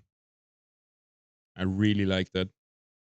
And it's also just like watchable and castable because the narrative is not, well, this guy just has stuff that's like, this guy has a 12-12 and the other guy has a 10-10. So like what do you say as a caster to that? It's like, yeah, so this guy has the card that's worth $1,000 and the other guy's card is worth $100. So it's like not a great viewing or watching experience, and it doesn't really make it's just not competitive, right? Seem like it is accessible for anyone, and it also is probably not super interesting for like the content creator or player side of things, because how do you make content about it? Like, yeah, I spent the most money, therefore I spent the most money and I'm slightly better, or I'm even slightly worse than the other people, but they didn't spend as much money. It's like not cool.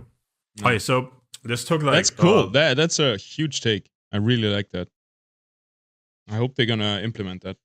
Pretty long to get here, but how would I do, for example, a Gauntlet Esport start? What's like my take on this after I've given just overall thoughts on just what is Esport, what to do with it, how can it work on the Illuvium games that we currently have, right? So I think the funding part of this is, it probably just makes sense to allocate a certain amount of tokens from this monthly airdrop towards a competitive thing. And I think we're a little bit in the future already. We know that part of the monthly airdrop will be used for tournaments and incentivizing leaderboards. I think with this, you can also essentially justify that you don't use all the 30k tokens in the current months, which is like very bear market and low prices, and sentiment is like kind of screwed anyways and so on. So you can kind of justify reasonably to take this for the future for like bigger events, and you have a start. You start the road to qualify for those bigger events. I think that would make a lot of sense. Then I think essentially the first stage of this, you should just like start weekly tournaments like normal Gauntlet and Leviathan. I think both modes should be played in these weekly tournaments, and top some number. I mean, I wrote down 4 here as like question mark, right? But like cool. Maybe top 4 people from both of those tournaments weekly, they qualify for the next stage.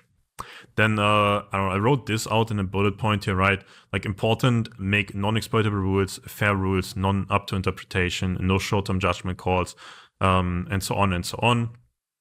And like why?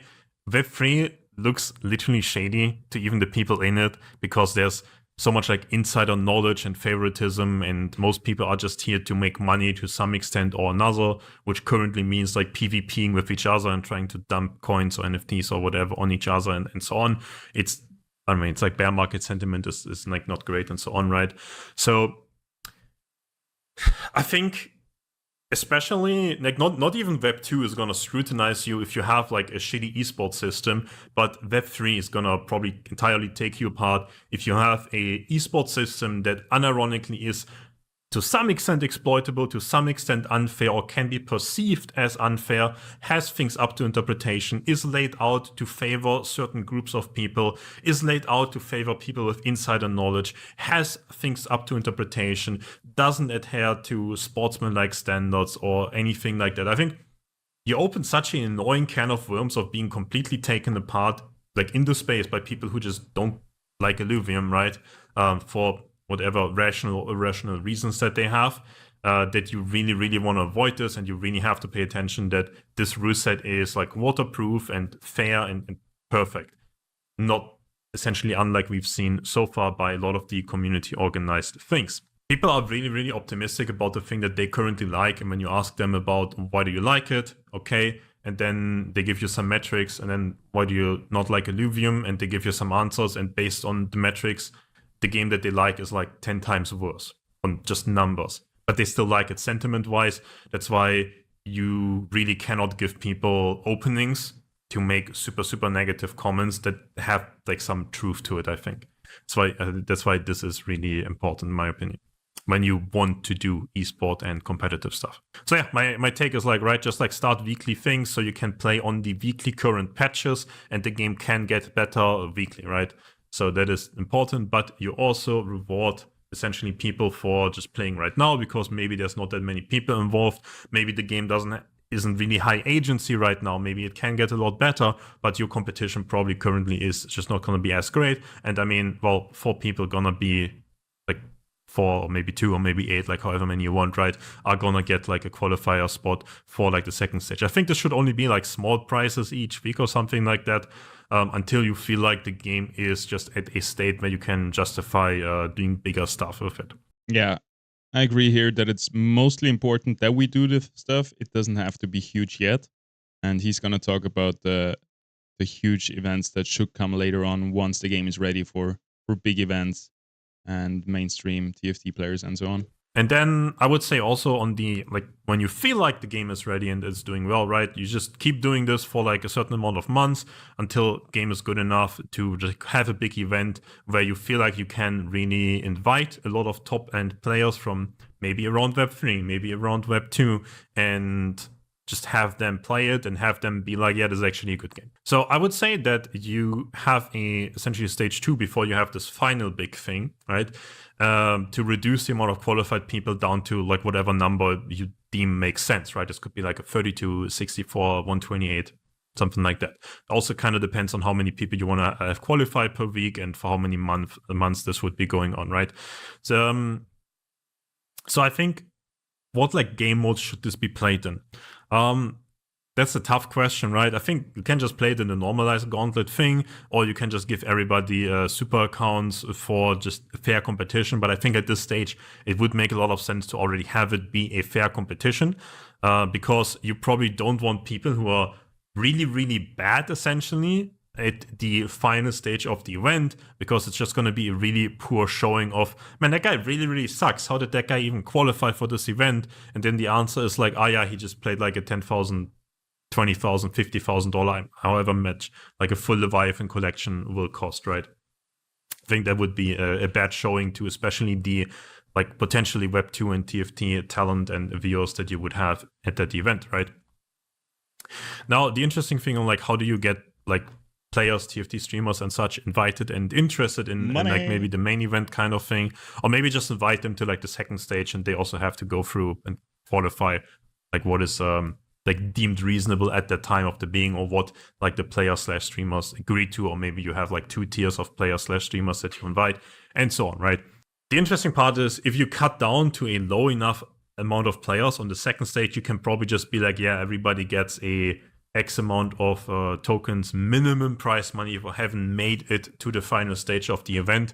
And that is this indirect sponsored content kind of thing where you probably don't have to go and spend company runway on the marketing money for getting those people. You can just have them invited and have given them like an easier path essentially to qualify for this, which we can argue, does it make sense? Does it not make sense? Is this fair? Is this not fair? I think it makes a lot of sense on the whole marketing aspect of things, especially if this is like the first bigger thing maybe that you want to make. And I think it makes total sense to give like some privileged, easier path to that main event to those people. And if like the Illuvium players would think, man, they suck, why are they even allowed to play in this? Hey, then you just booked a lot of easy opponents in the tournament, so you should be happy about that as well, if you feel like that they suck and they are really easy to beat for you. So this shouldn't be really a concern from the players who managed it through the qualifier phase. Right.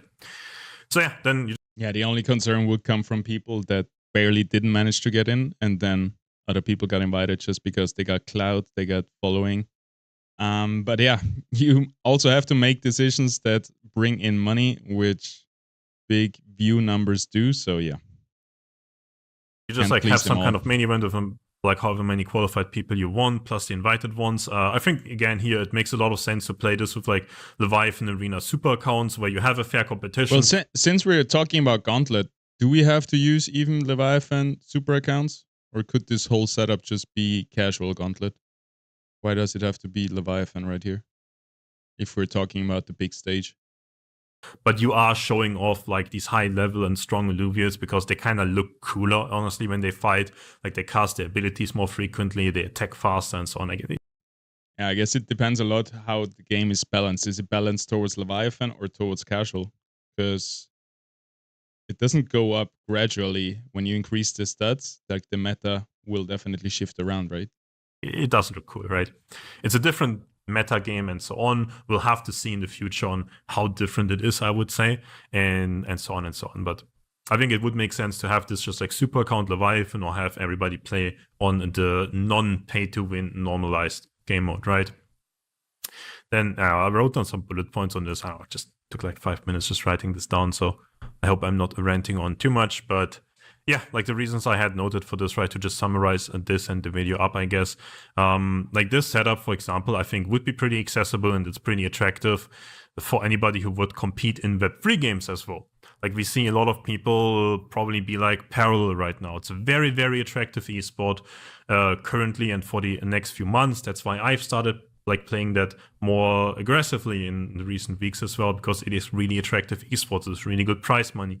It is a really well-made tournament format and so on. It is for good players, for skilled players, super attractive to go and play in that.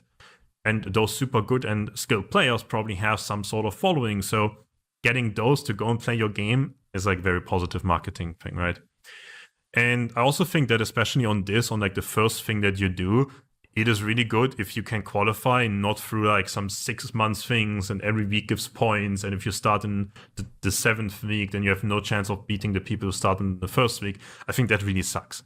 So that's why I suggested it's just like make the weekly thing and the top X qualify for the main event. So even if somebody just wants to play in the last week to qualify for like the second stage that then gives you to the main event, they can still do that and can still try to enter this.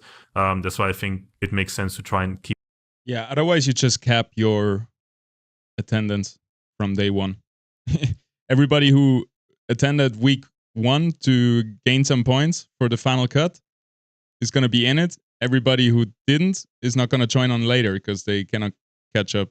So yeah, it doesn't really make sense to like have to play every weekend and accumulate points like we have seen in the Gauntlet Masters tournament.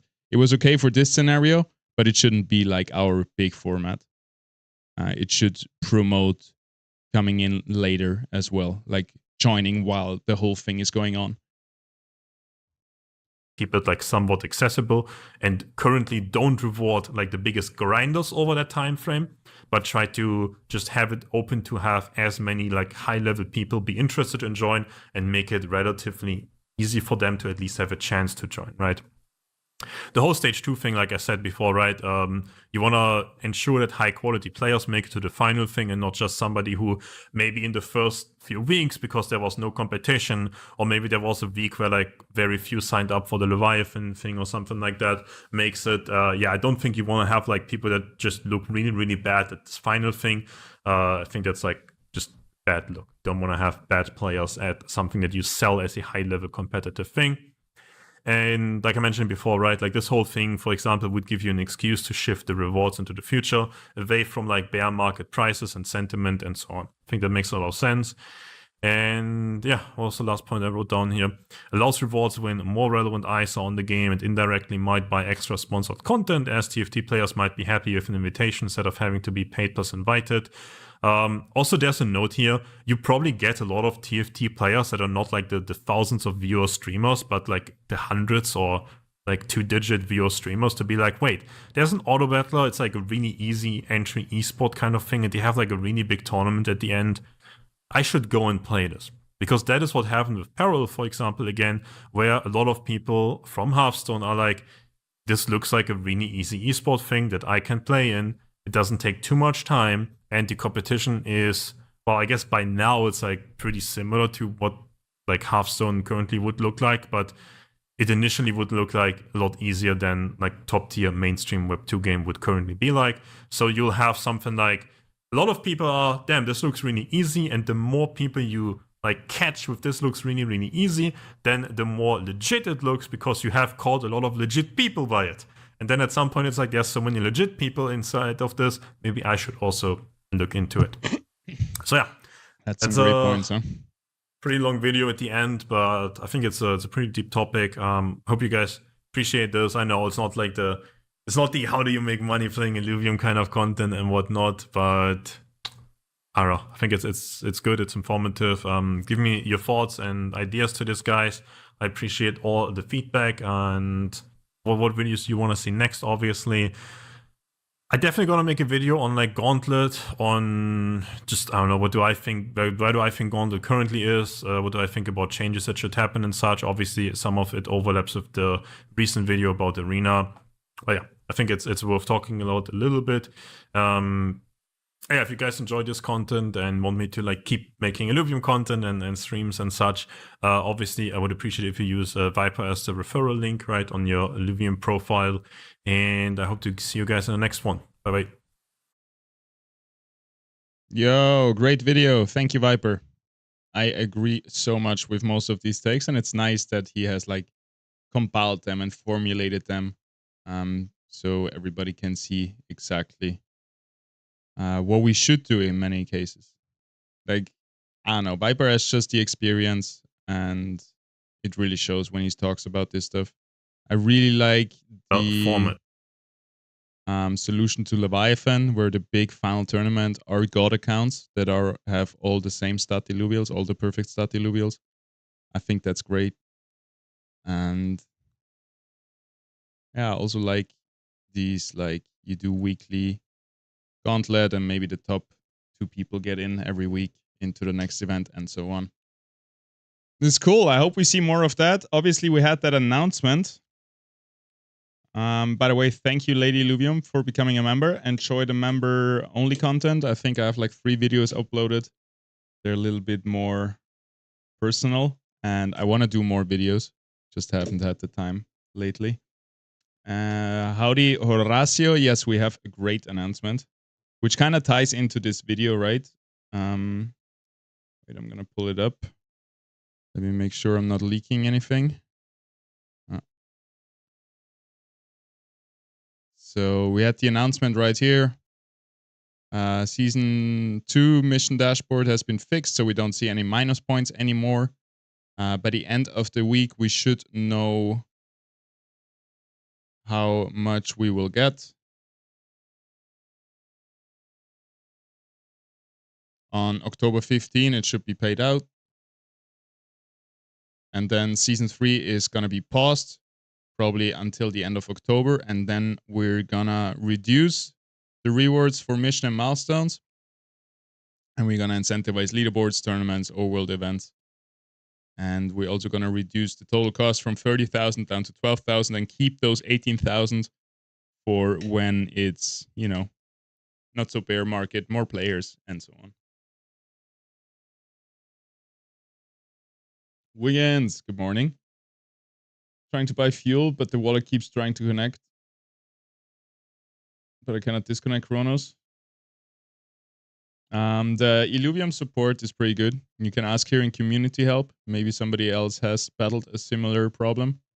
And then you can also open a support ticket right here, which leads you to the homepage. But yeah, great news, great announcement, great video from Viper. I'm really stoked for the future. Every day I become a little bit more hopeful and happy. Sweet, good stuff.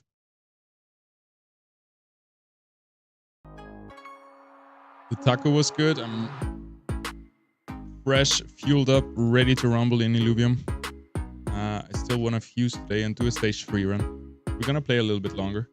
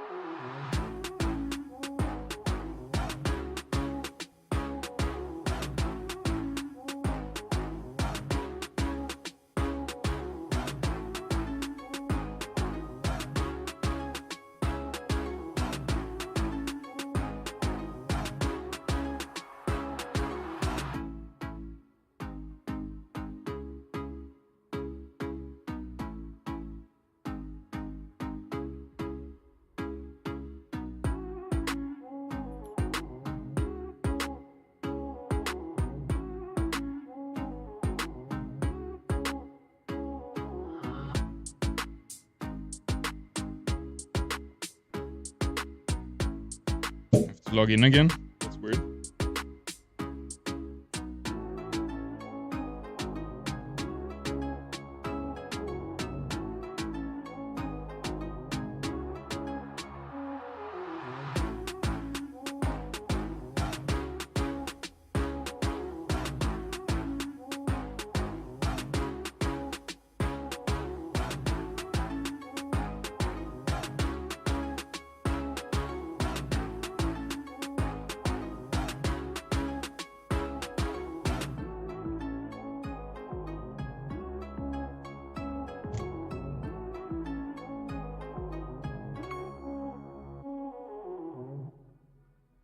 I'm not getting a login code. Give me a minute.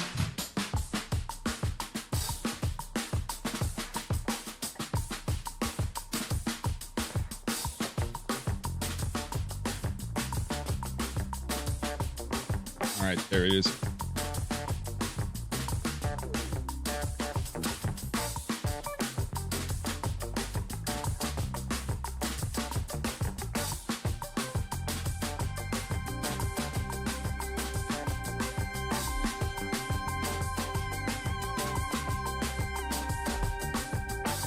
Should we play a quick rank game anyway? I want to get back to gold.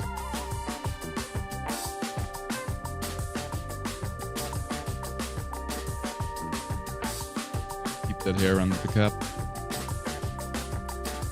I want to get back to gold. It gives me a quick second to be right back. Okay.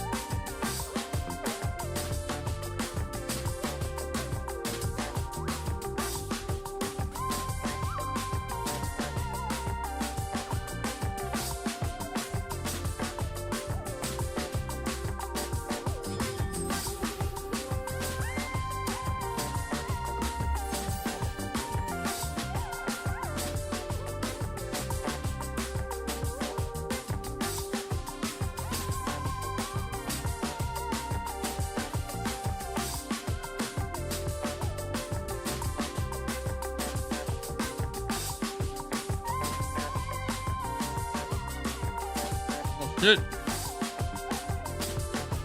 We're in. We're in. Okay, let's see if I can break that losing streak. We haven't had much success in the Standard Arena lately. I don't know why.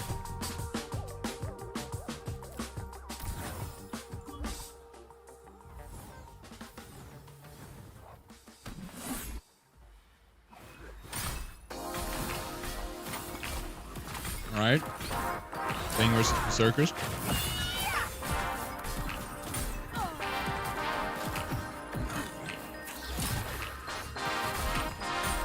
Which we should be able to win against.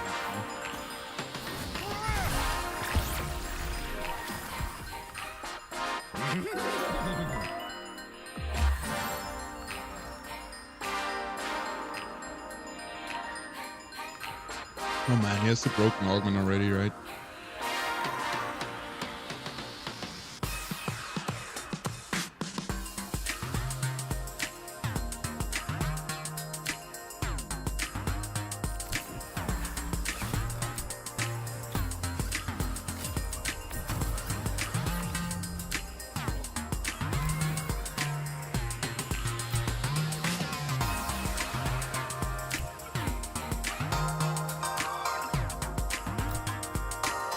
All right, let's see it.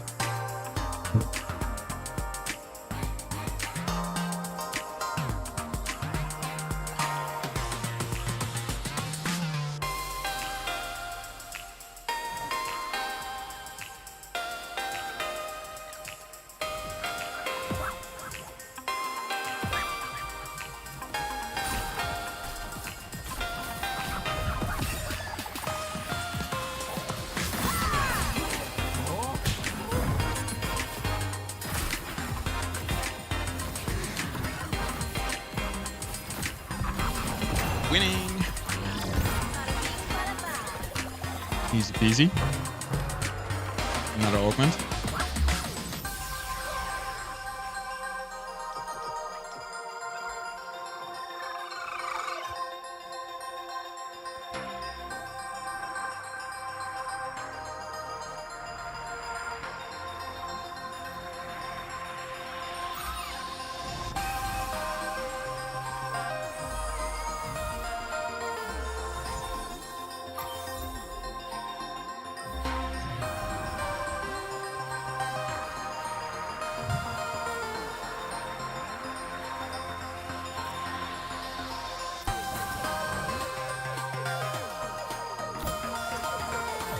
Do a little bit of a different turn 3 than usual.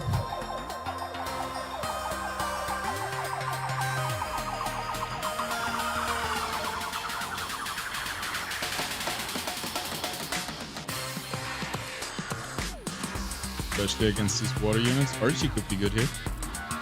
I want to try him. Fuck it.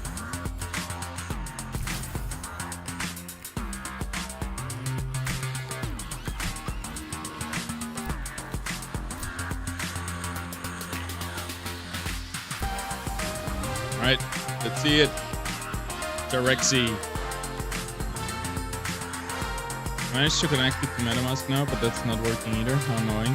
I guess I'll have to wait for support to get back to me before I can play. Yeah, I'm not sure how to solve this issue.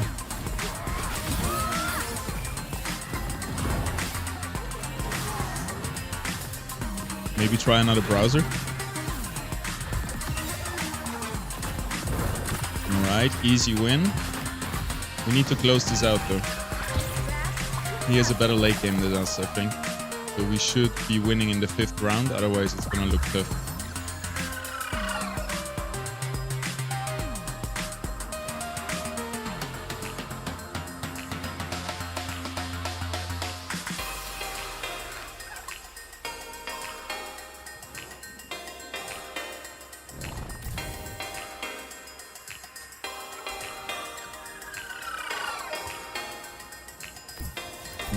Enchanter. Plus another air unit.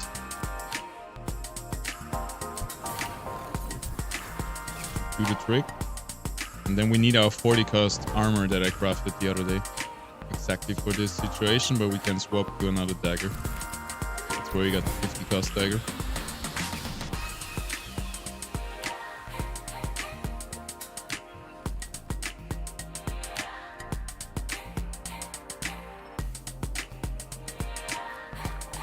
Since you were able to connect it to MetaMask, shouldn't it work now?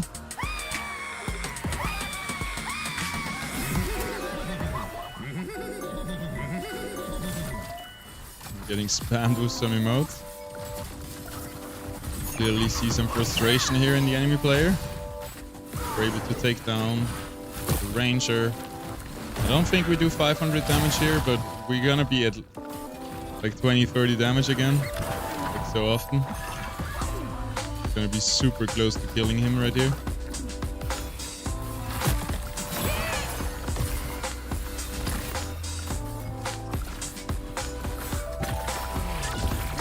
Right. And now his team starts to become better and better. So now we really need to close it out this round, I think. Otherwise it's gonna be tough.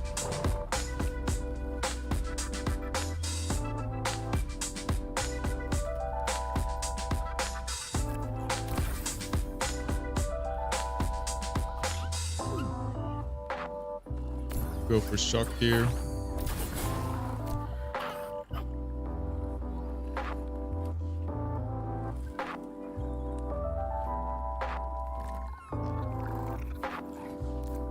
Maybe go for Autorado.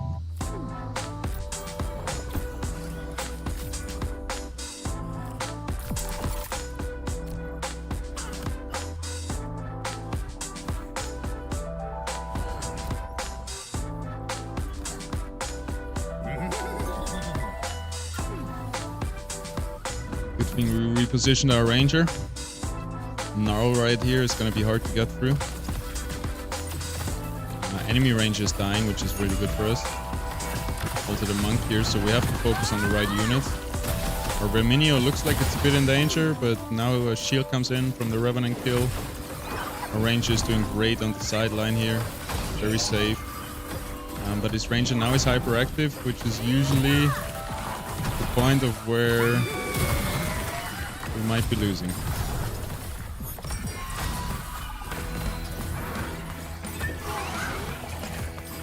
That's it, huh? We gotta close it out on turn 4, otherwise this just beats us. It's nice to see, I like it. Berserker's back, seems like. 3 water, 3 earth, 3 nature. Really nice team. We might go for mud.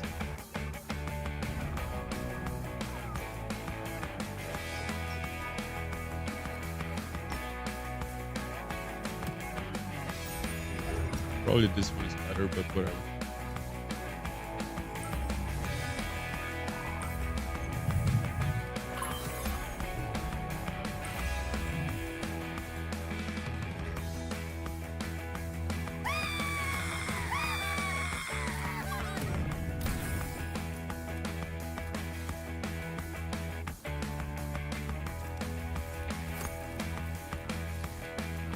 I think it's time to bring out the big boy, Titanor, right here.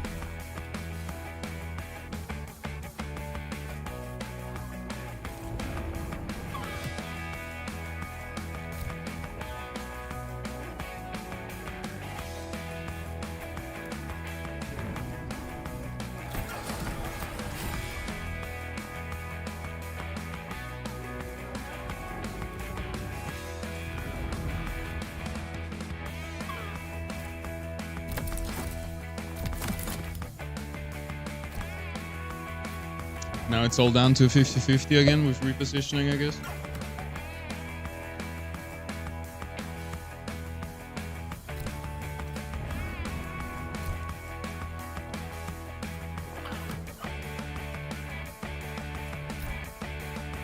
Don't really have the money to reposition much anyway.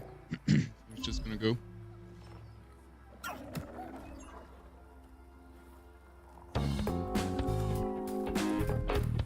I guess if we put our air unit, like at least the Gazotep more in the back, that could help. At least this time his ranger's not going hyperactive that fast. Still going hyperactive. Pretty bad. Doesn't have a big suit yet. Already, Warriors to his side. PV Roof is getting close. Big stun on the side more. Our Kyrus roll out now. Protect, buddy. Target. Okay, well, just that. Looks like we're winning. Nice. Hey, that's cool. It looks like 2 different meta teams are available. It's not only our team anymore. Now it's also Bird and Berserker. Well played. And well-deserved 20 points for us. I like it. Back to gold.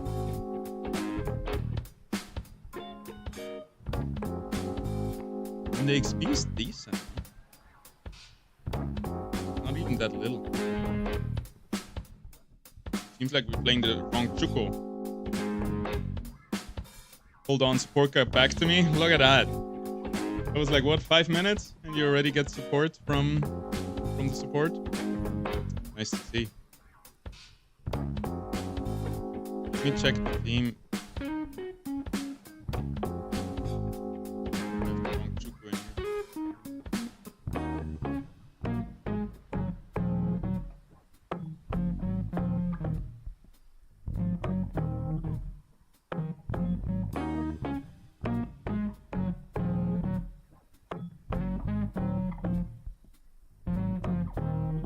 This one, right?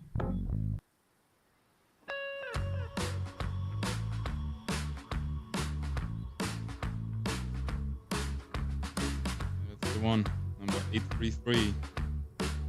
Which one do we have in here? 833. All right.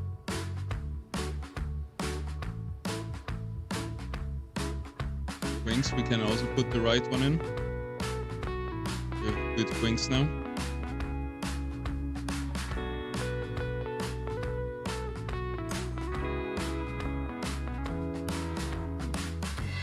Right here.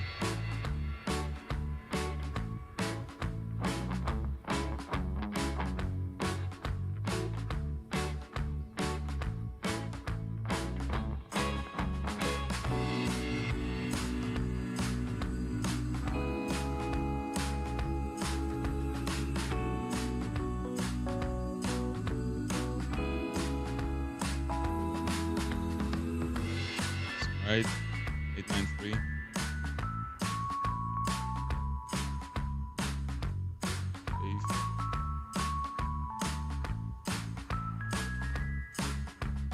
We also have our good rotate. Now we got a perfect rotate.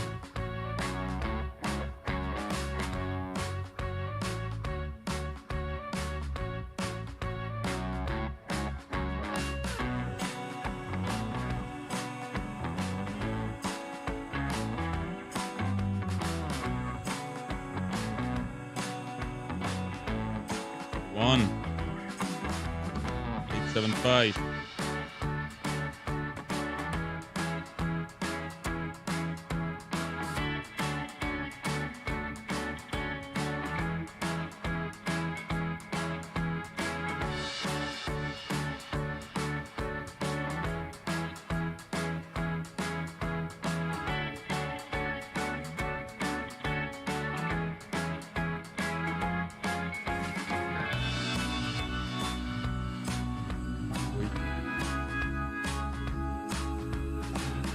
Alright, let's play another one, shall we? Should we actually... What do you guys want to see? O-World or more Arena?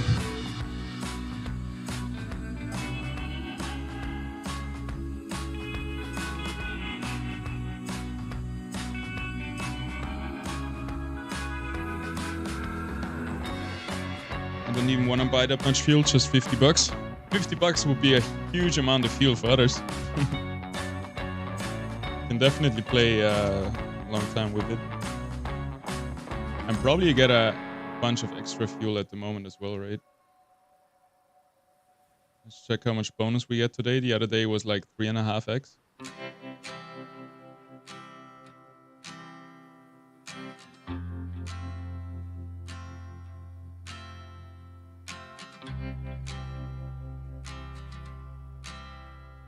$4.2x. Nice. 4.8. 4.5.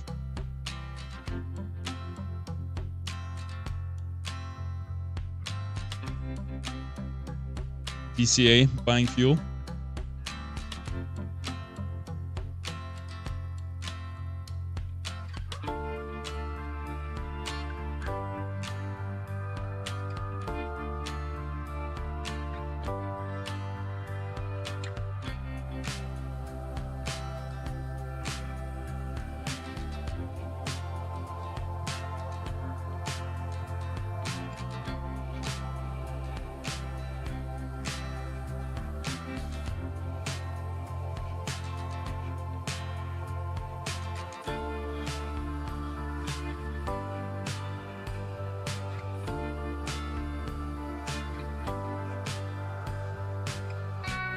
I think layer swap is working on Chrome. It wasn't on Brave. Yeah, it's some similar issues with different browsers.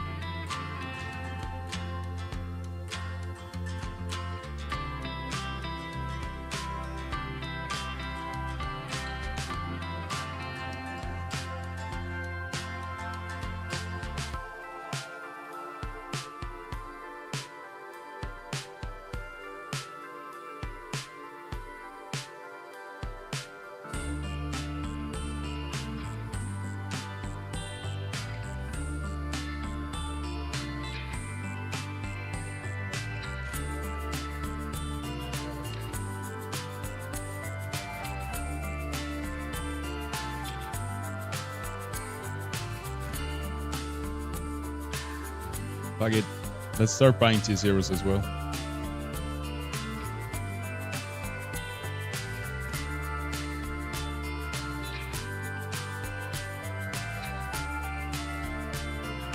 For the future.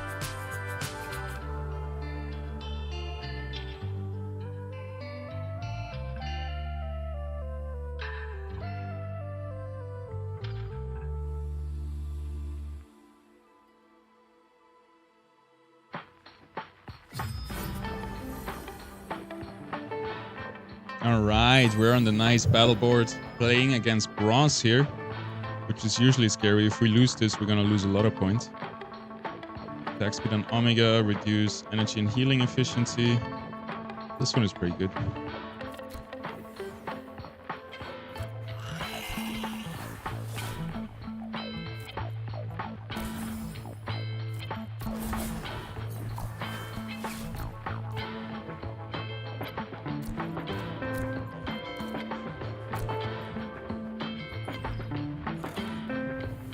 Gonna be a mirror match, looks like it. He's starting with the Revo, which we should be winning, also because we have an augment.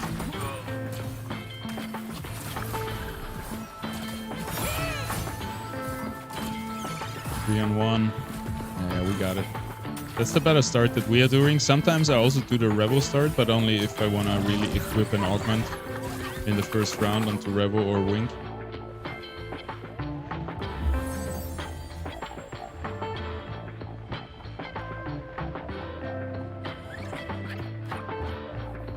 I guess Clumsy is decent in a mirror match.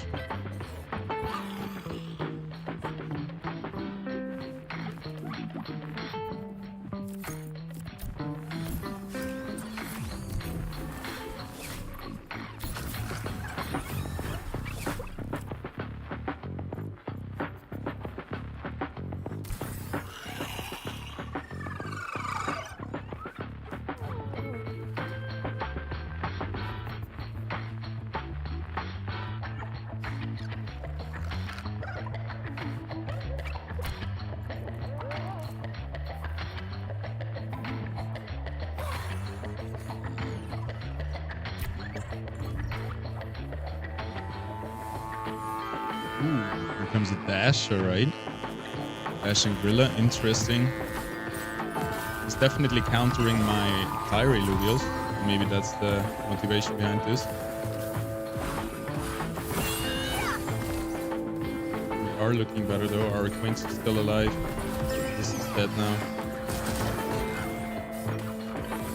Then next round we're gonna have Revenant, which will also outperform his team composition. Most likely, at least.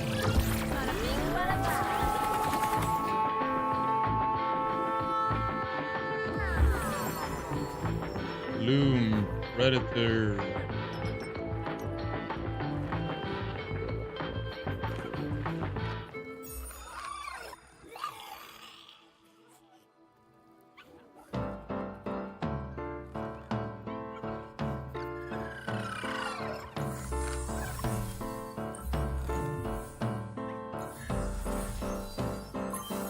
I wonder who I give this to. Somebody with a lot of attack speed.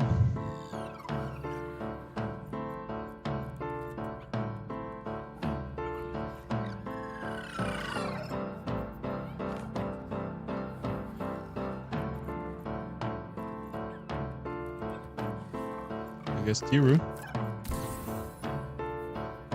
Let's see how he's gonna perform with all these buffs.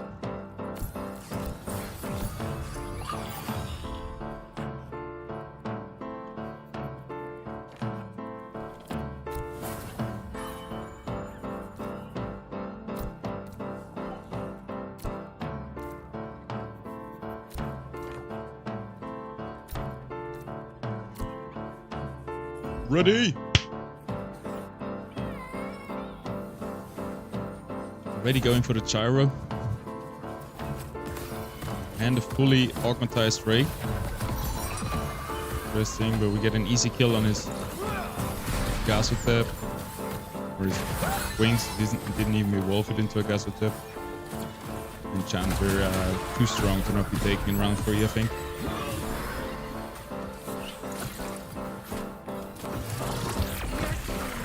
Alright, easy enough. How many points do you have? 75,000? Rank number 400 something? Health and shield, sure. Revenant.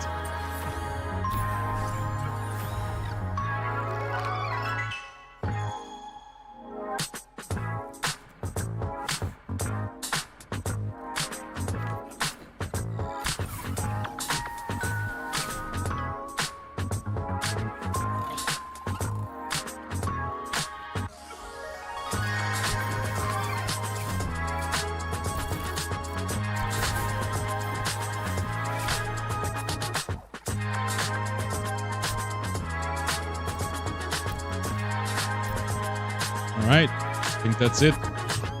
Really sure we're gonna win again. It's better to have like a full board, like all 80 Illuvios out, than upgrading everything, I think. But we'll see in a second. Got an Enchanter cast out. That's it, that's all. Blind is too strong versus his setup.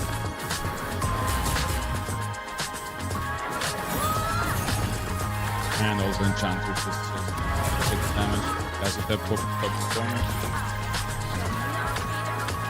Do not connect your wallet to any links or share your seeds. Careful with DMs, there are scammers. True. Yo, Lady Illuvium. Hope you're still here. If somebody from the team reached out to you via DMs, it's very often somebody that saw your question in the Discord and then is trying to impersonate and scam you. Support will never DM you first. Thanks for pointing that out. I thought like you got an email back from your support ticket, but I didn't think about you got a DM.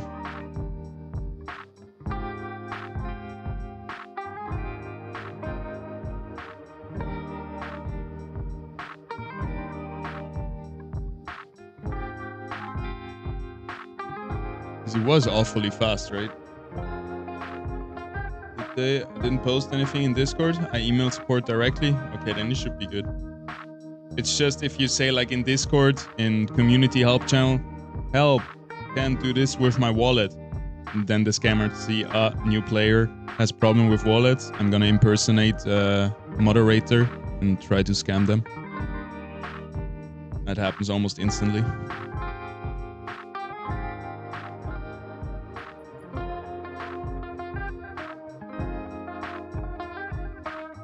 Yeah, if you did an official ticket online and you get a response from the official Illuvium email, then you're all good.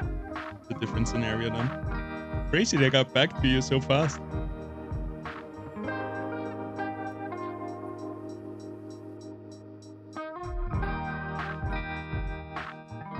I can smell a scammer from a mile away. That's good. Where is Mayar, who always tells me to play Arena? Now we finally do it. They're not here. We're back while we find a game.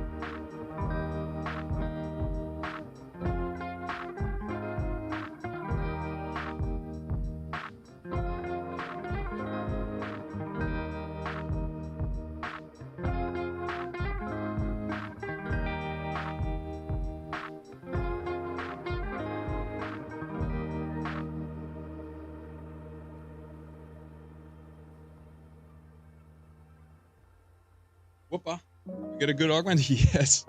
You got the perfect augment randomly. Lucky, lucky me.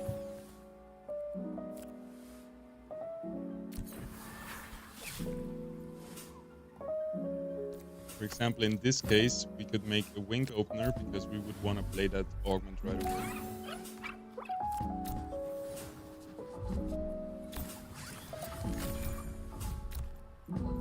Debatable how good that will be.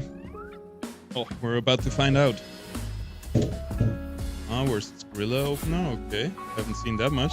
3 rogues, that looks like a decent opener. Reducing shields, pretty good versus us.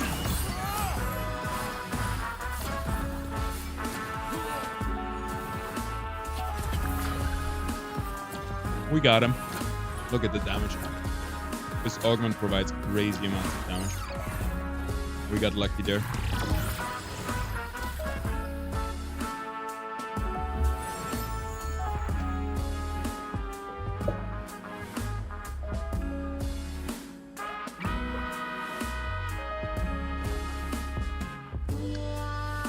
I think this augment is broken.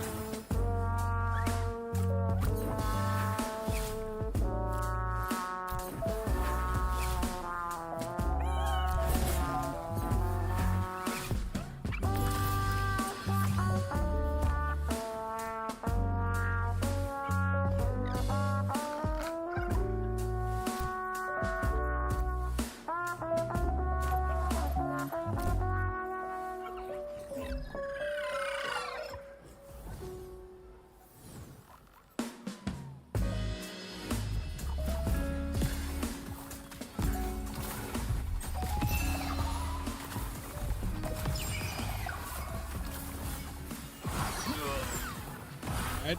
We're looking good, right?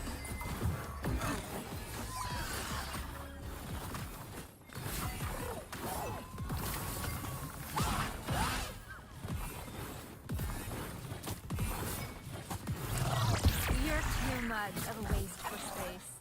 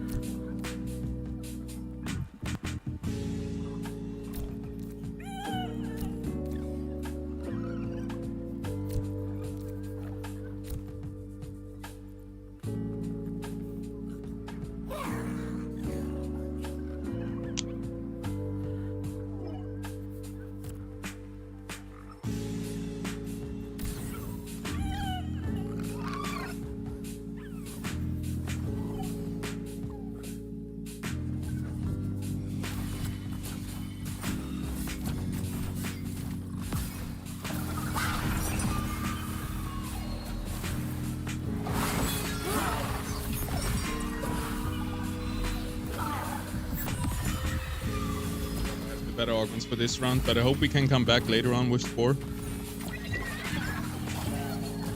4 Spores should be game winning.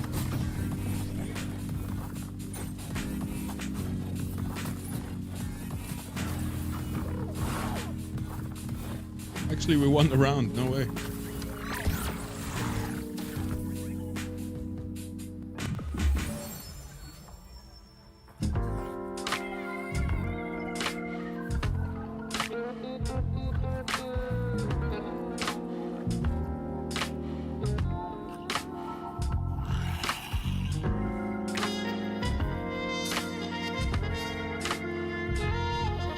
How's that balance? 300 shield for everybody, 250 shield in a radius.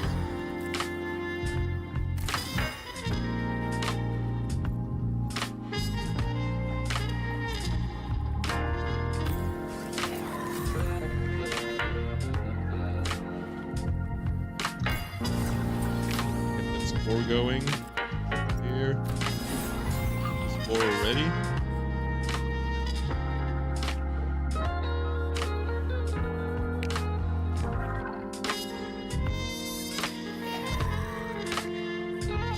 Fire would be good.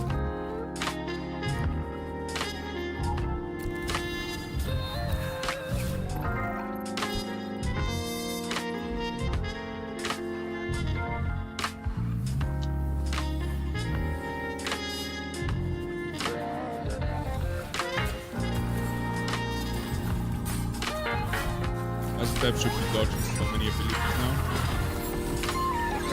Make a difference as they damage to the down.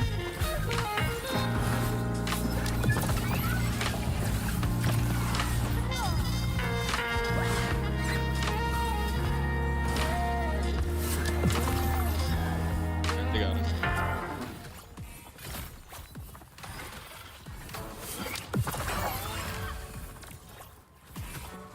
A little bit of repositioning, but look at that dodge chance.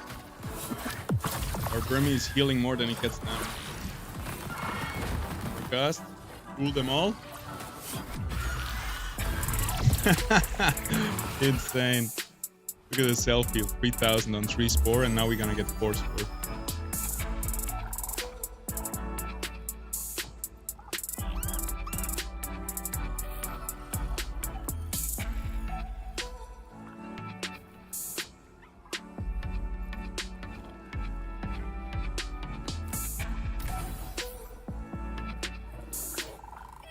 Here comes number 4.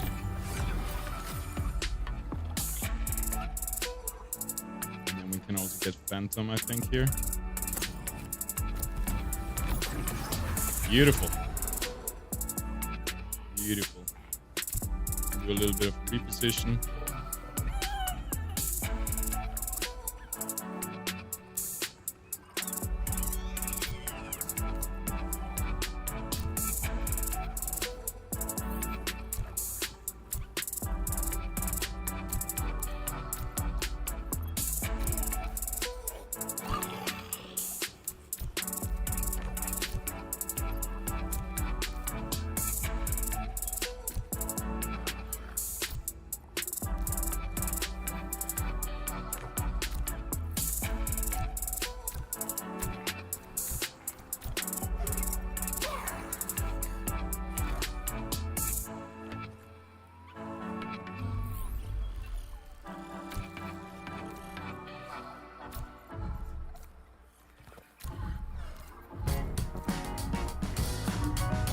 You're right. See, 4 spore, 30 dodge chance, 100 heal every time they dodge, and 10% energy cost lost. Enemy. Yeah, our Gazatep is not even getting damage anymore with 4 spore.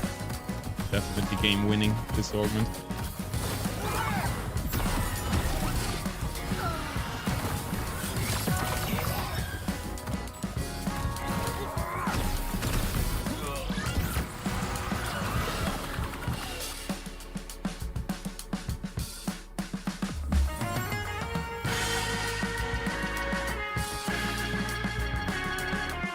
Want me to clear my cache?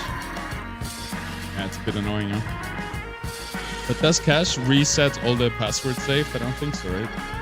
Just resets all the all the browsing history and stuff like that.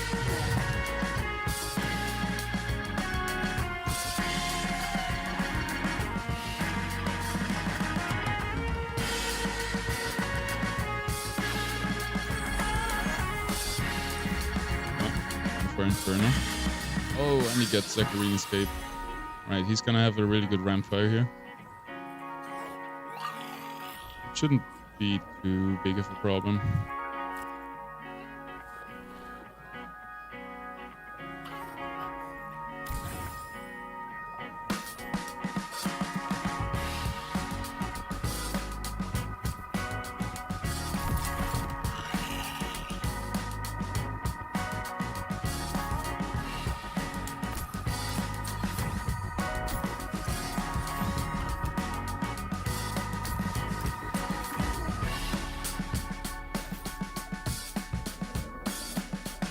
He has the wrong augment on the Rampy. Attacking attack speed, you don't want to have that on the Rampy. Would have been better on the Gyro. Especially if you have Surge module on the Gyro. More attacks or more crits that can happen, and you get more stacking on the power.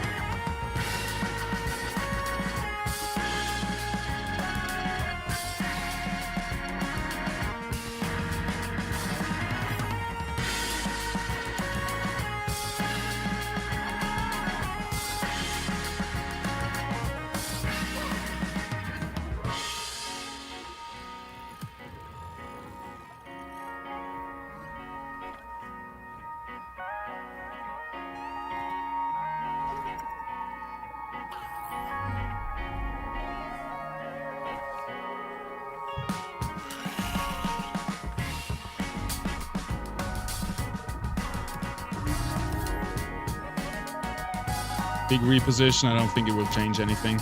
My Gazotep is just unkillable with Force 4. It's just dodging everything.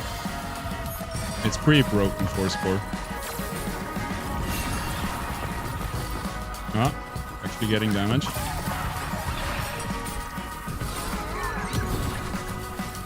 Alright, alright. This Inferno is doing work as well, huh? Okay, we got a series in our hand. EMTG coming back in the round number 6 with 35 health.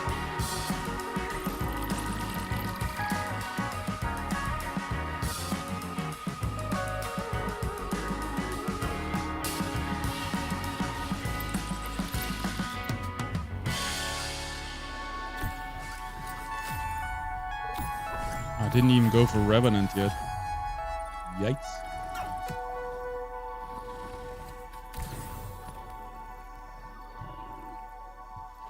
Alright, we got enough money to reposition.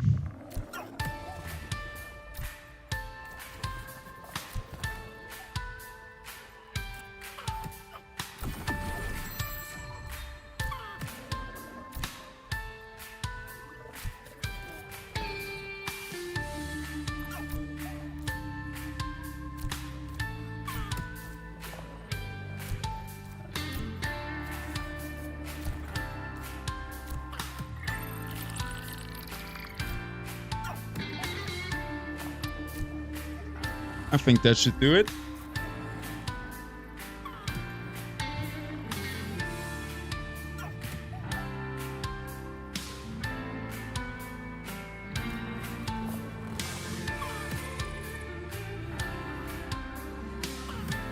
It's going for the Mystic Inferno. He has 4 Inferno now. Holy shit. We gotta kill them fast. And it looks like that's what we're doing. Okay, we just one-shot him. Fair enough, fair enough. Range at 10,000 damage. I forgot how broken this weapon is. GG's.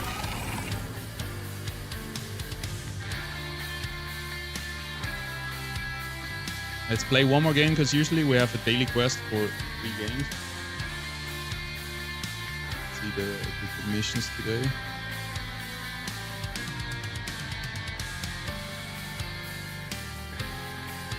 Play 3 ascending games in ranked mode.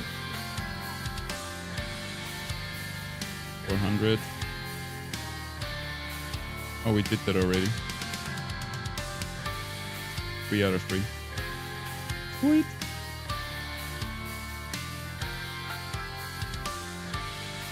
I would like to do survival, but it's just a bit too buggy right now. Weekly missions, play 21 Arena Ascendant rank games. 2,800. Didn't even see that. Experience. Gems. Complete 15 daily goals. Okay. 0 out of 15. Oh, 0. Alright, I guess we should boot up Illuvium 0. I haven't done that in a while.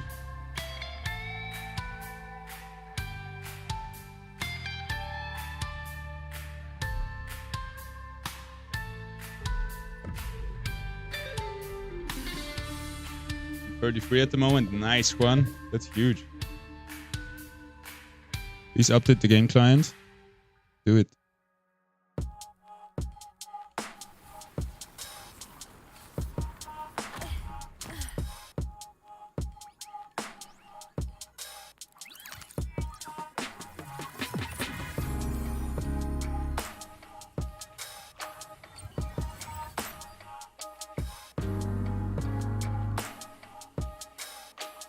All my milestone points disappeared. I spent a lot of time to reach wave 40 and they said it's a DAO decision. It's completely unfair. What do you say? Do you mean this season or last season? It doesn't matter which season. I think I've communicated it around 100 times that this will happen, and a lot of other places this has been communicated. The wave 40 reward points were way too much, and they have been reduced to a more to a number that makes more sense. because all you did was copying gameplay, right? Which is okay, but you shouldn't get 1 million points for that, for being able to just copy a streamer's gameplay. Yeah, I think that's fair. That's why I actually wrote the IAP for that in collaboration with the IMC, and I think it's a really good thing for the community as a whole.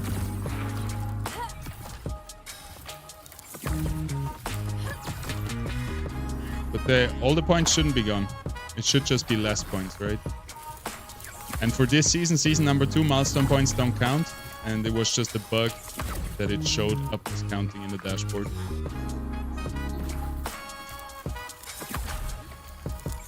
Mayar, I was just talking about you. We were playing some arena. You missed it. 3 games played, 3 games won.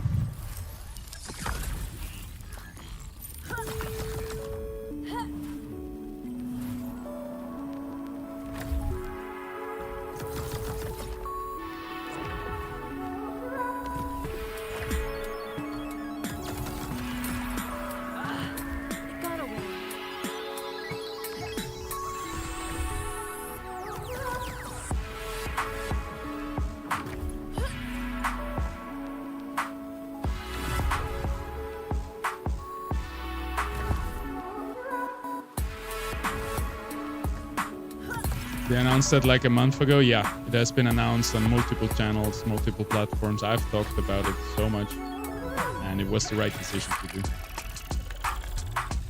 But I knew a few people would miss all the announcements and then would be shocked when their million got reduced to 10k or whatever it is now. But I think it's very fair.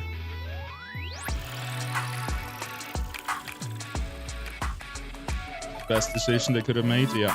There were other ways we could have done it with, for example, a multiplier instead of 1 million points, but that also has its downsides and it wasn't technically feasible. So yeah, it was definitely the best solution we were able to come up with in the short notice.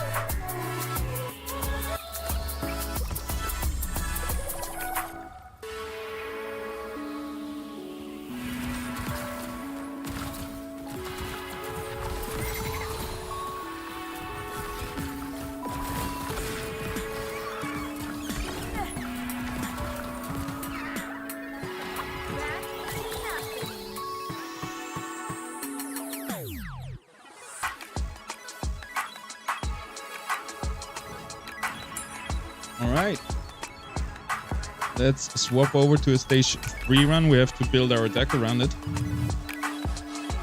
And I think we're gonna go Brightland Seps again, since I still need Ador and Foes. Gotta get a Phosphorus finally. And another Aureus. I've been slacking on that department. Maybe now it's actually easy to get some low stat Phosphorus and the Aureus. Probably still gonna be what, like 20 bucks, 30 bucks?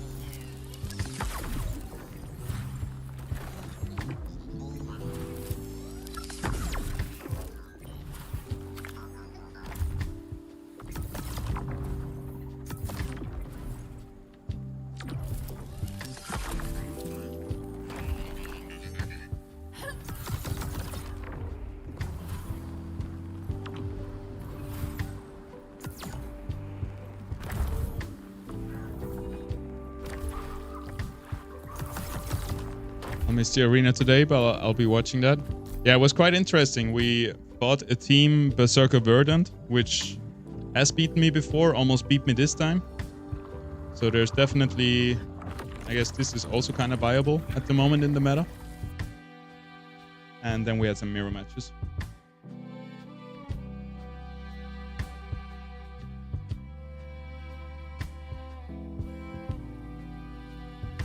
Most of the time I love crypto, but sometimes it pisses me off. Yeah, most of the time it pisses me off. But yeah, it has really good upsides, but it has also really big downsides. Huh? And I guess the biggest downside is just the inaccessibility and that everything is complicated and risky and weird. And it misses that polished, straightforward feel that we have created in Web 2 games over the last decades. All right, so stage 3 team. We don't have any tier 5 shards. So I guess we're going to be using tier 4 shards or master shards for the big ones.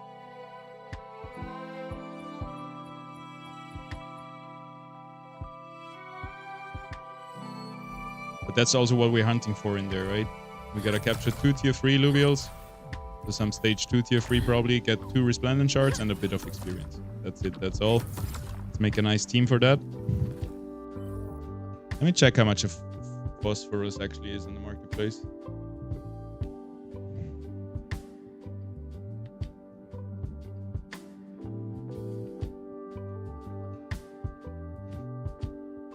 $33. God damn, and how much is a foe?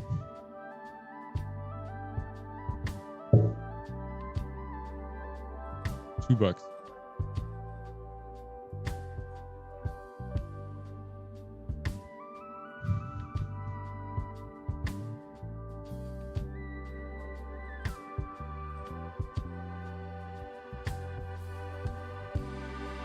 I guess I could start buying like something like this.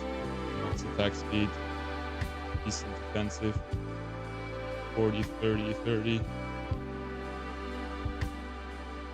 40, 20, 50.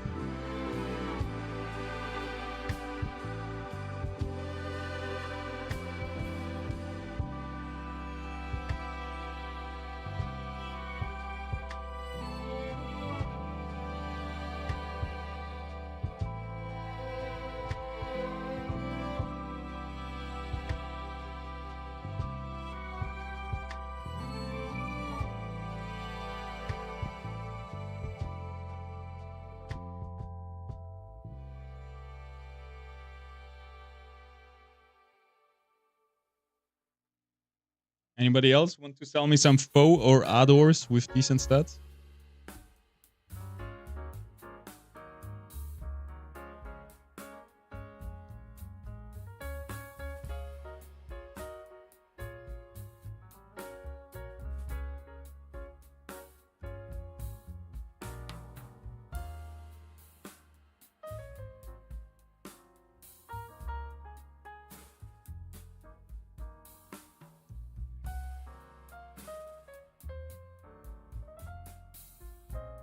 You should block the multi-account, not burn the points for the players who spend a lot of time for wave 40. Your statement is logical. The problem with your statement is that a lot of players didn't spend a lot of time for wave 40. A lot of players spend exactly 30 minutes copy-pasting somebody else's gameplay, which is all fine and legal, but it shouldn't be 1 million points for something that can be done in half an hour. I know there's people who spend like 20, 30 hours on it, like me included. But some people got it very fast, and we shouldn't give 1 million points for something that you can do in less than an hour. So it was very much needed. And a good move. How decent you need? I have this Ador. It's pretty bad. I don't know, like one stat max, something like this. That's alright. How much did I buy the other ones for?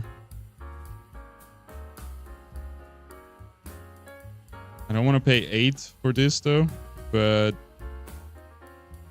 I don't know what's fair. Let's check auto floor price.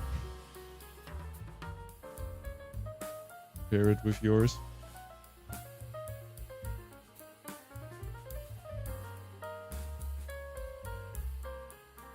So we got 50, 40, 30, 30. 50, 40, 40, 30. This one is actually not so bad. It just has the stats in the wrong places. Attack damage and movement speed, fuck that. 50, 40, 30.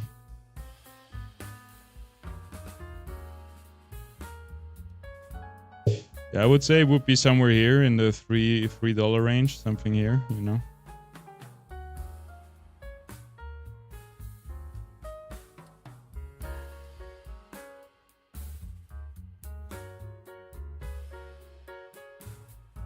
I'll send you an offer, but feel free to decline it. 340.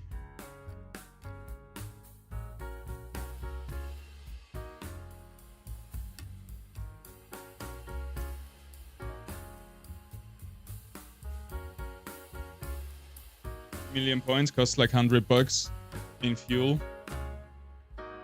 There was an insult to paying players. Free to play should never be able to do the same points. Someone that pays, yeah, exactly.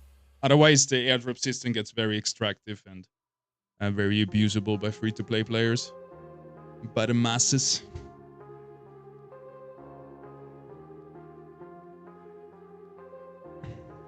All right, back to business. We need a stage 3 team.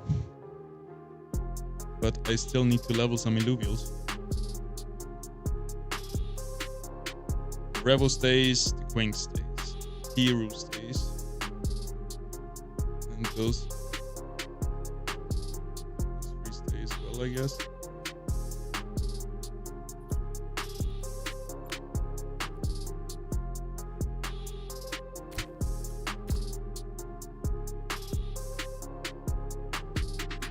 Means we have 3 air, we have 1, 2 rogues, and we have 2 empaths. And 2 scions with our ranger weapon.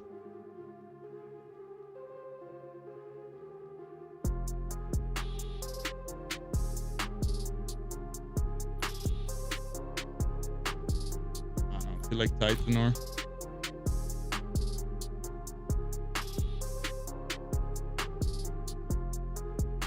Really important here. And then maybe a Gnarl. Let's also make sure we're countering enemy affinities. So right now we have Earth and Air. Air is good against Earth. Earth is good against Fire.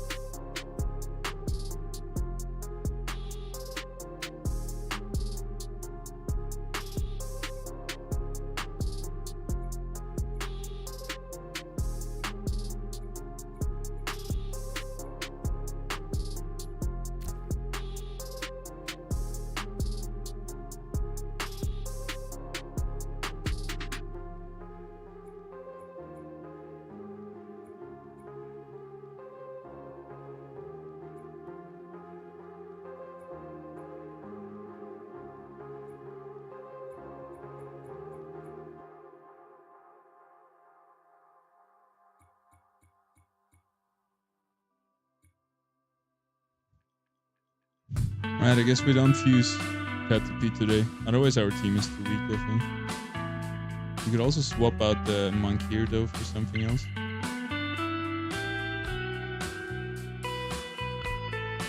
Something like the gorilla.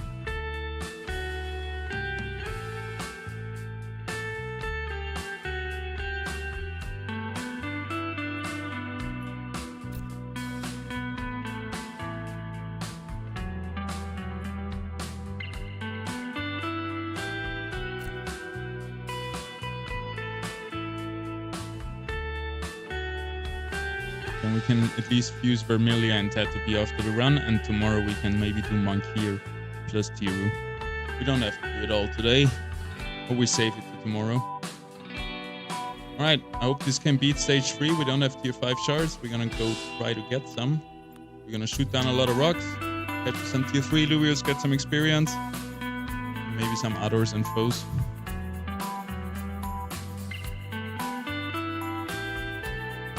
Finally did it, had to a long way go around it and do it manually.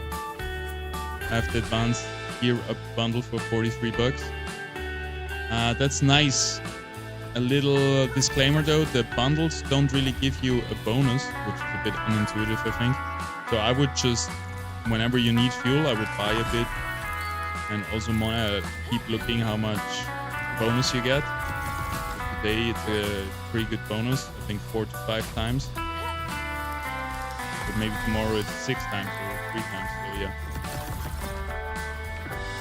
I would buy the fuel kind of like I would buy my investments, like DCA, dollar cost average, every day, put a little bit in.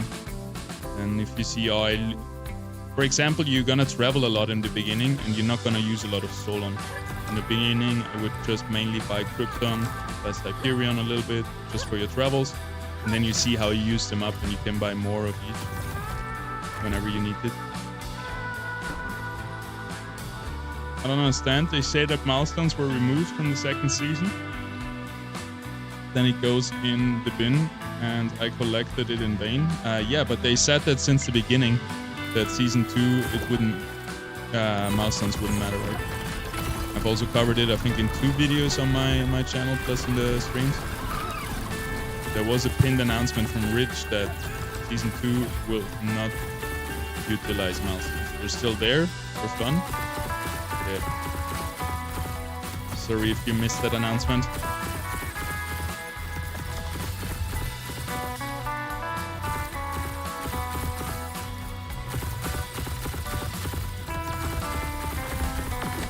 Got you. Here we go. I was just tired of arrows. When I finally managed to buy it, I clicked on a bundle. Fair enough. Got a genuine headache from it. Just want to play. Yeah. That's one part we still need a lot of improvement. Even you as a Web3 person had a hard time being able to play. Shouldn't be that way. Alright, looks like an easy enough fight. Let's check the stats. Triple max? 50 or 40? And I can never tell the Omega power. 50. 3 max stats, wings. Wait, take it.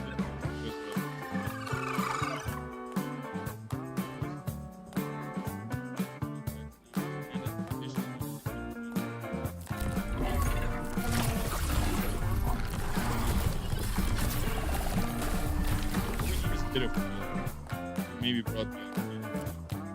We have tankiness. Maybe it's gonna be fine for this fight.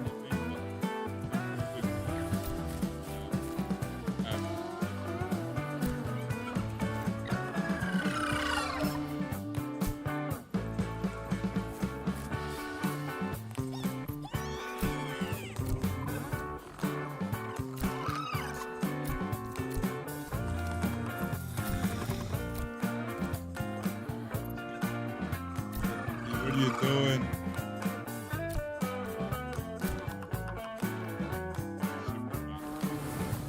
Mic? Oh, sorry. Far away. I gotta get used to the new mic. Doesn't pick it up anywhere. What was I saying? Yeah, our team lacks a little bit healing because we have good tankiness, we have good damage, maybe a bit too much damage, and we could do with a little bit of sustain. This fight was easy, but on harder fights, oftentimes we get out-healed. That to be, let's go! We need you level 20. We also need that Vermilia level 20. And the Tira needs to go to level 40, so that will take a little bit longer. But we'll try to fuse a perfect Vermilia and a perfect Tatapi after this run. I'm excited for that. Now we're trying to capture this Quinks with decent stats. Wonder what the price of fuel will be after the season ends. There is no new one. I would say pretty much the same. The people that buy fuel now, they don't care they don't only play for airdrop points, I think. Maybe that's just my bias speaking. At least I will pretty much play exactly the same with or without airdrop points. But I guess I'm in the minority here.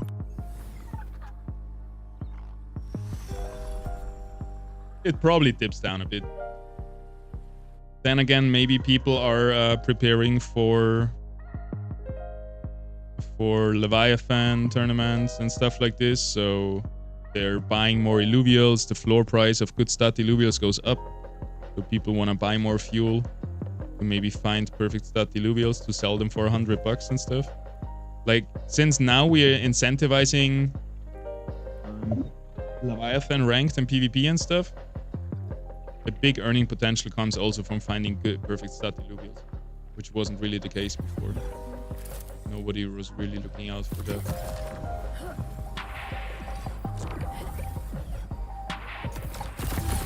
Hey, Holo Hetty, that's gonna be our tier 3 quest completed.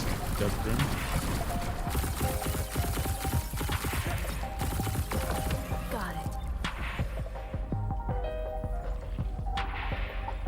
Usually there's no more.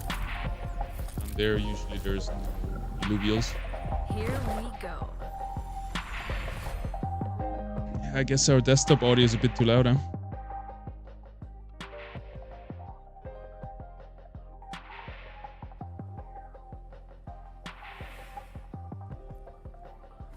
Nope. Nope. Decent stat for the holo. 1 perfect, 140, 130, 120. We'll take it. We shall take it.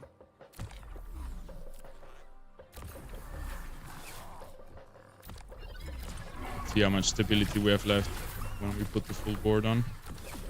Again, down to 47. That's decent, gives us 2 tries here. No rogues coming in.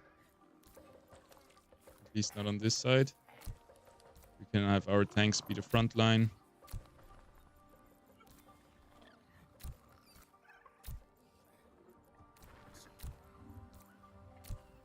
Nice. C'est bon ça. Let's go.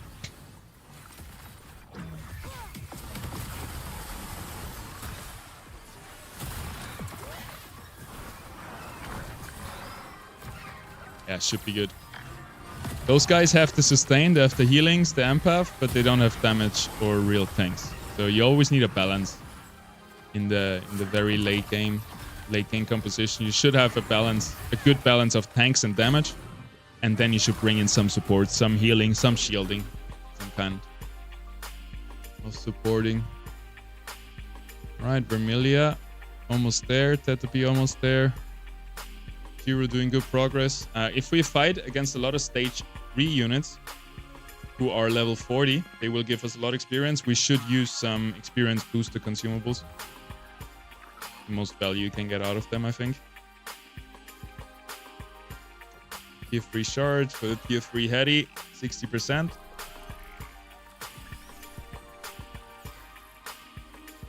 Went to the shop and got a bottle of wine. Fair enough. Well, there you go. You got wine, you got fuel. Sounds like a good evening ahead of you. Just make sure you go to bed earlier than yesterday.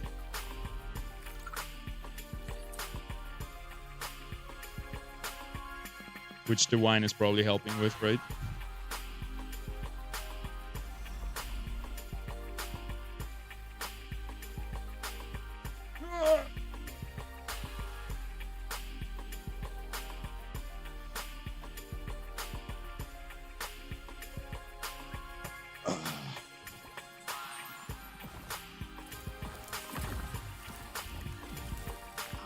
Alright, let's see what else we can find in this stage 3 run. So remember to just shoot down rocks, especially the green ones. They have shards in them. Please, yes! The plateau is on. My favorite place to go. Let's check out everything else first.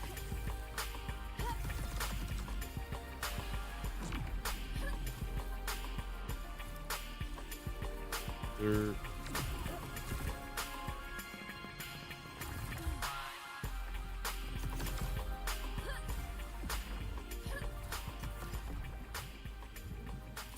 In the cave.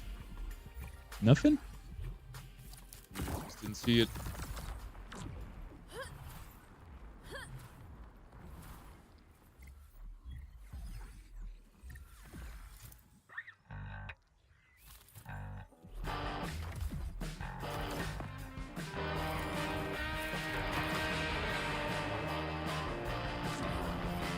Huh.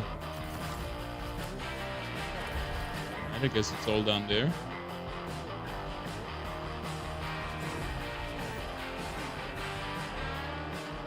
Cling.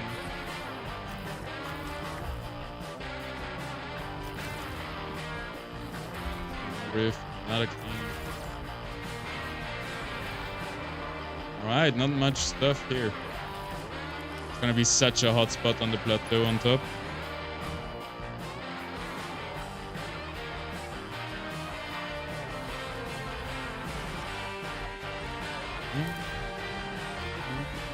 Another cling. Found like 5 already. All I need is 2 resplendent shards.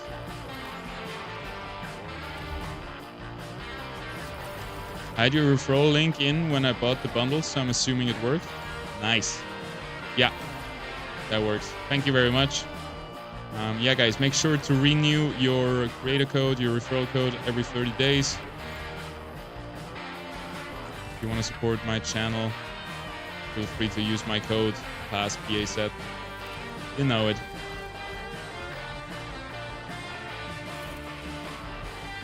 Thank you very much. Appreciate the support. Keeps the dream alive.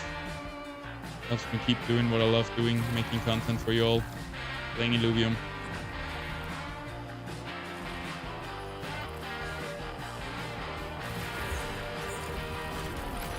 What you doing here, Mr. Ice Bear? Still don't have a chokehold as well, so we can check in here.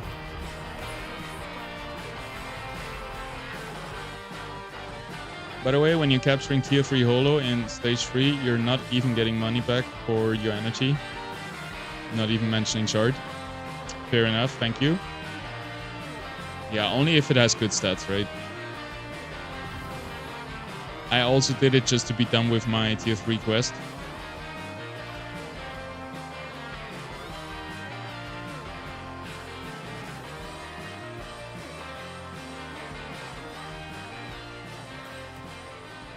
Alright, we just play this for experience.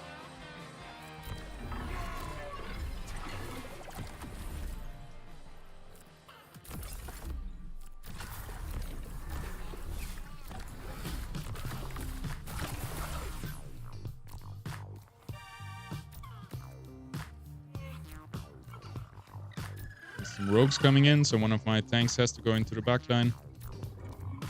The rest can stay in front.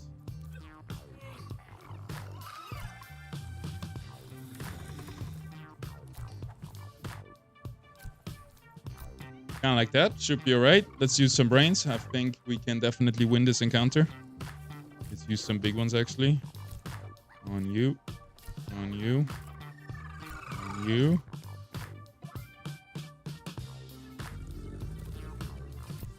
And on you. Let's get it. I should have probably used some other consumables as well. Just to make it less risky. Since I'm using a lot of brains, I'm investing a lot of money into this fight. So I could just go the safe way and invest a little bit more. Be sure we win, but yeah, easy win. We do have a pretty strong team. Enchanter, Colossus, Dust.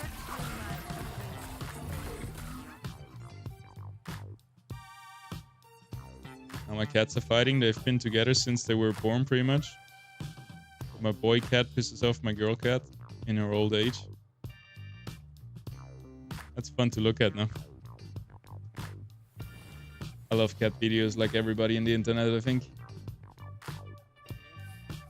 Alright, we're capturing nothing, but we got the experience from the fight. Stevie Jalapeno. Welcome, welcome. Welcome to the stream.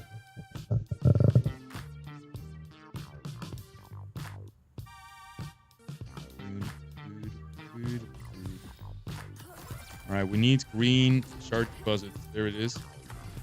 I mean that resplendent shard. We got an epic shard. Pretty good still.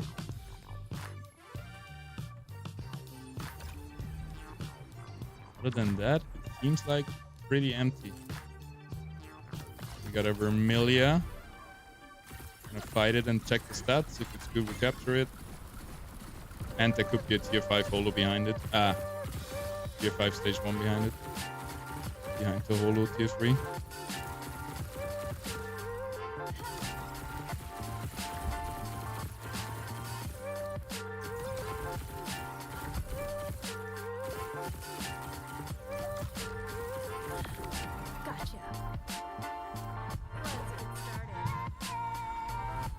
Can you help me? What is the real price if I were to sell it?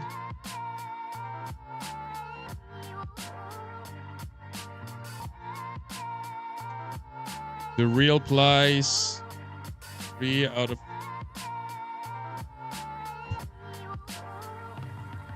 Hard to say, hard to say.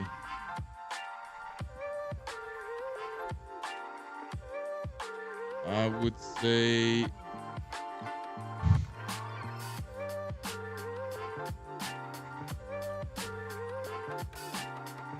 It has 4 perfect stats, right?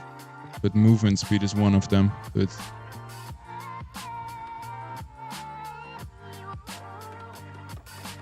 I guess it's close to this, a bit more. I would say around $5.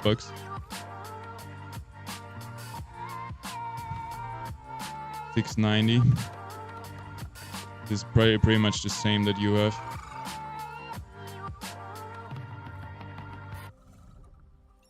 Yeah, I think that's the floor price. That's pretty much the equal what you have.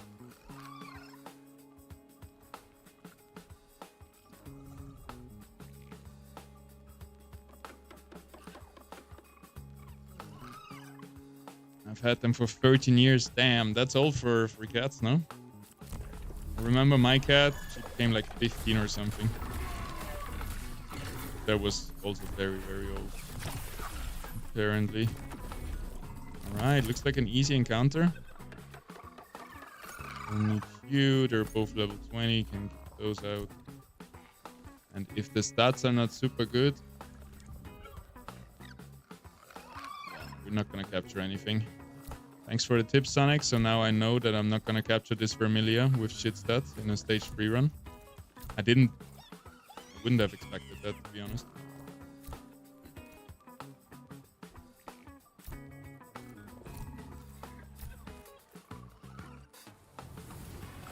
$3 to $4 if you want to sell it. Yeah, floor price right now is $6 to $7, but I would list it for $4 to $5 if you want to sell it fast. If you want to sell it to me right now, $3. Or maybe less, I don't know.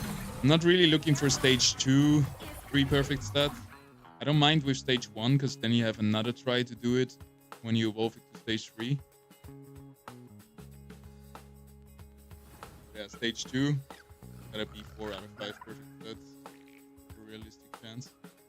Or at least a high enough chance for me to consider it, otherwise I have to do such a big sample size to make it work. If I start trying to fuse perfect Illuviums with only 3 out of 5.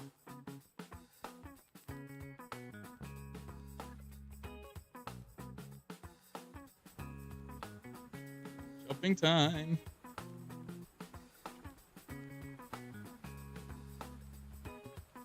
36 cents, 4 out of 5.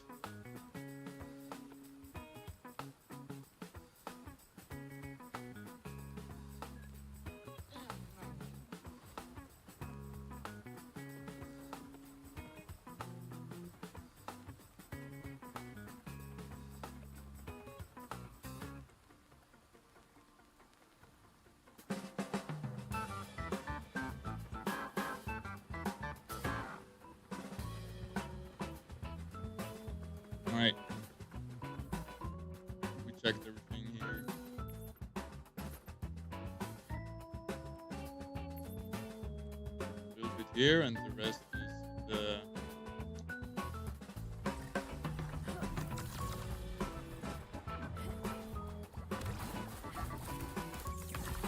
fuck that song. Well, that's for you, Lady Illuvium. I think it's happy birthday, right?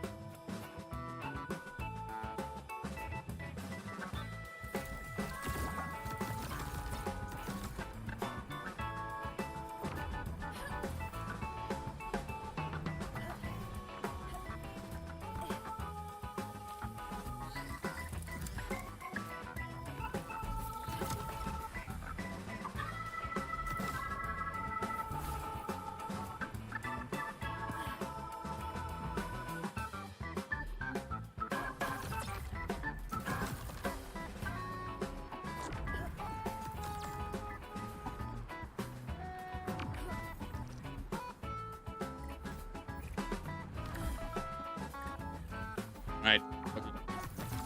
Get to the hotspot.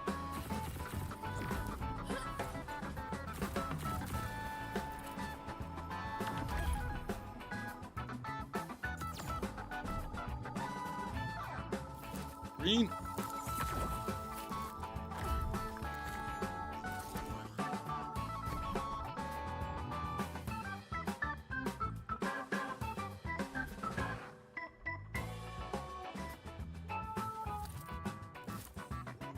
Hey, we got a squiz. I haven't seen a squiz in so long. I really got the shark to capture it.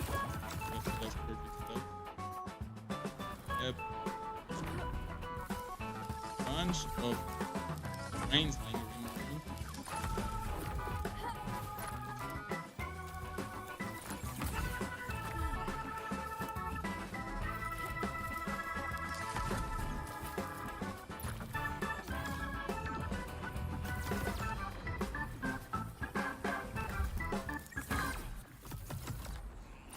Once I started focusing on those fin caps, like that's we got 60 or something right now.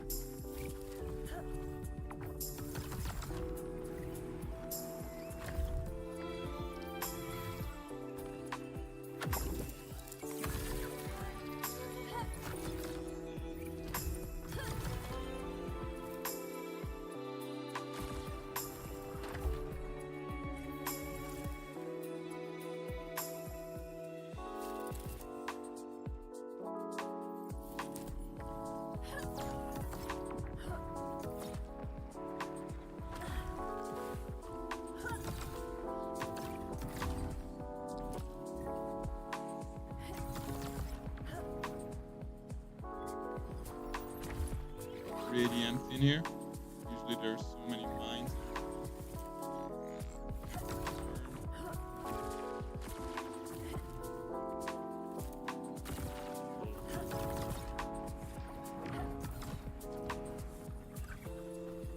Right.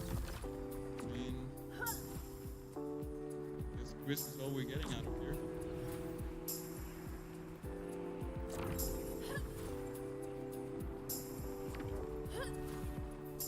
We actually made that. Holy shit. Next fifth. Up there too, anyways.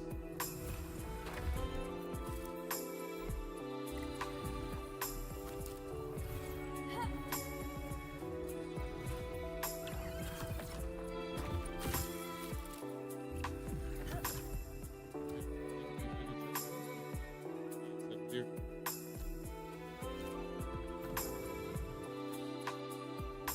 I believe you made that. Ah, you're too far from the mic again. Shit. I gotta remember. Yeah, I can't believe I made that either. I didn't think I would. Let's check out this quiz. Hello, friend.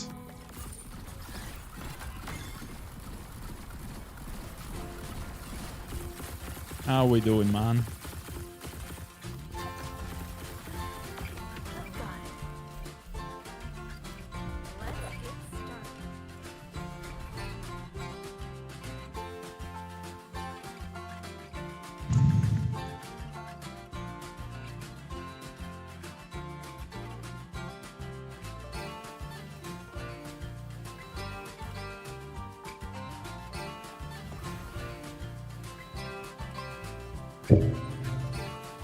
Alright, squish stats. Really bad. Don't think we'll capture him.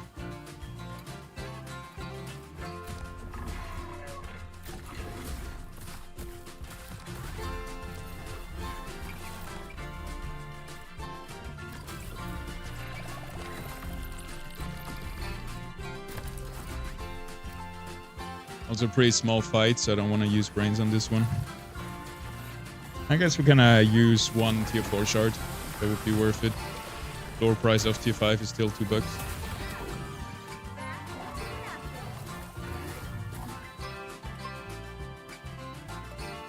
I got 17,000 bonus fuel.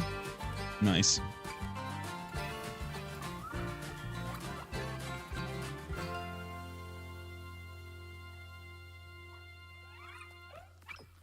Tier 4 shard. Let's go.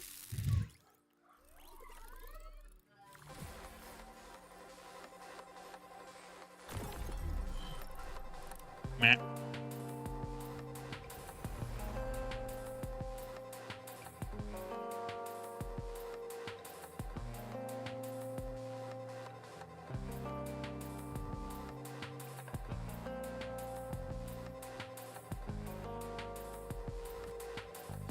A little.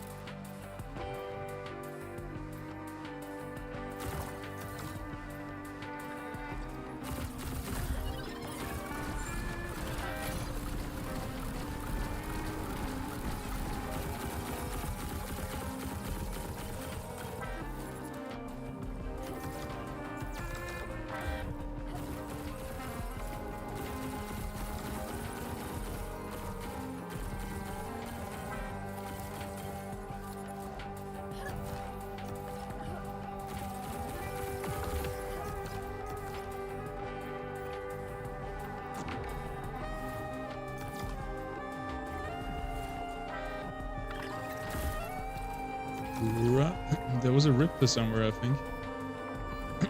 Saw something green running around. Another Lura. Just a Ripper. Oh!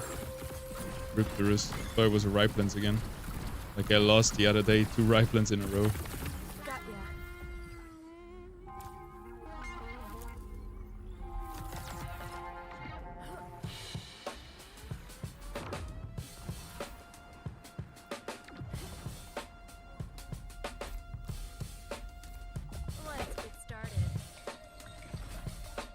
Try out my first stage 1 run. Good luck. Good luck, good luck.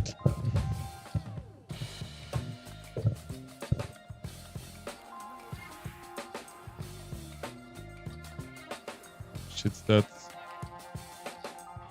Decent stats on the Fern though. Not really, actually. Looks good, but it's not that good. Missing 2. Plus 40% Omega power. Ah no, I don't have a Fur Knight place Knight yet. I might just get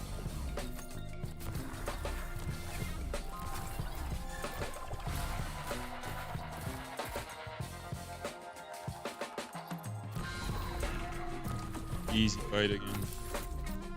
No doubt. That's the win.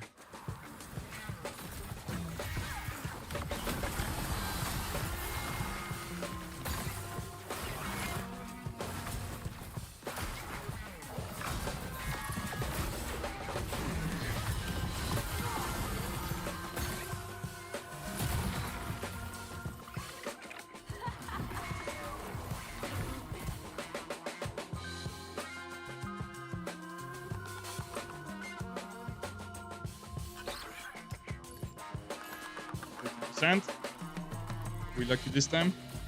Hilda hasn't been gaming today. Yep. She's a bit tired, I think, from yesterday. Alright, I think we're just gonna shoot down some rocks and be gone. Remember all the Airgun Rift spots, and then we also need an energy sink. It's probably gonna be down here. We do that now, and then we use as an energy sink the big shard deposit on top next to the Airgun Rift. Probably better.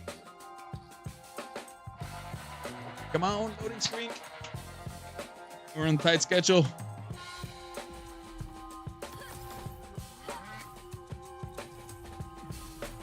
I want to shoot the yellow rocks.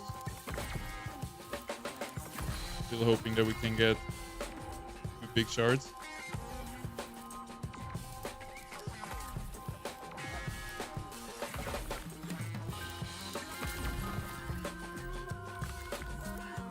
Another big deposit. Never seen one here.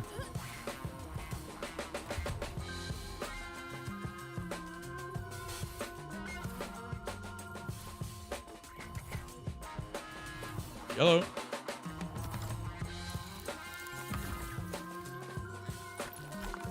Two times white. I'll use it. Let's see, 1 resplendent shard, maybe.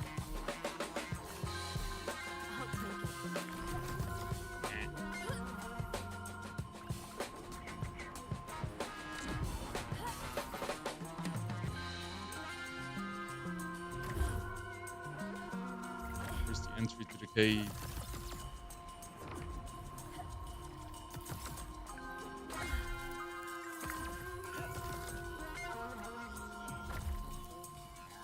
Dude, where are the shard deposits? It's all white.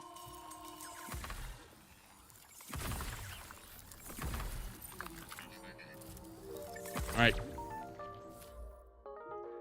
Time to get some Airgun Rifts, and then we're out.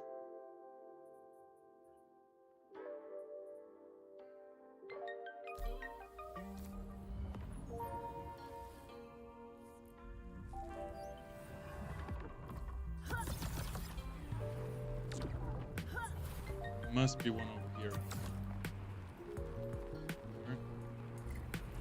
Anywhere?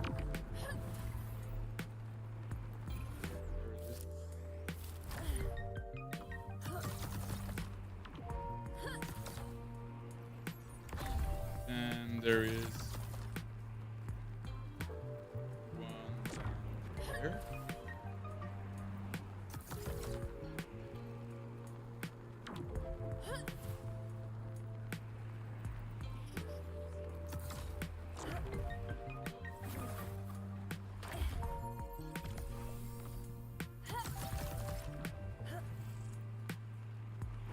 And a bunch up there.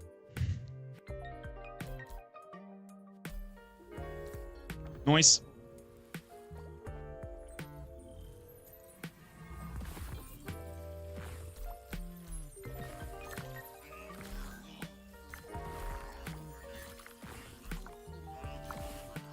This looks good.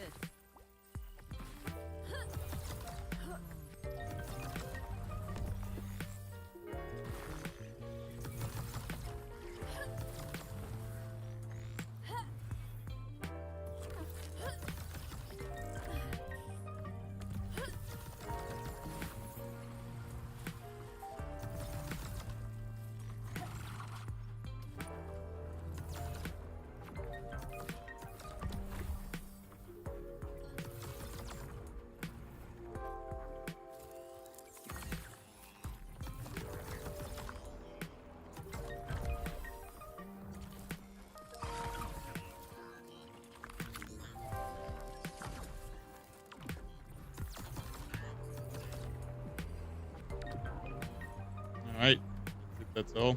Nice run. Complain.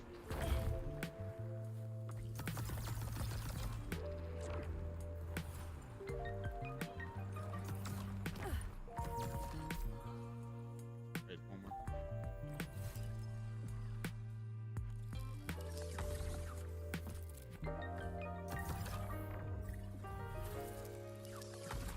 Drop. All right, let's fuse 2 perfect stat Illuvials. Or at least I'm hoping one of them will be. Only FT0 shards, need to farm first. Yeah. Your first tier 1 run will be a farming run. You can fight though, just for experience if you want that. See how strong your team is. You don't lose energy when fighting. So you don't lose any value if you fight. Only your Illuvials slowly get KO'd. But to get the most value out of it, you should always fight a lot to get experience. Really important experience. Equal stats, kind of.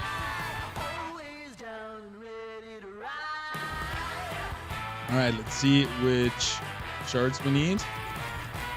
We're gonna try a Verminio.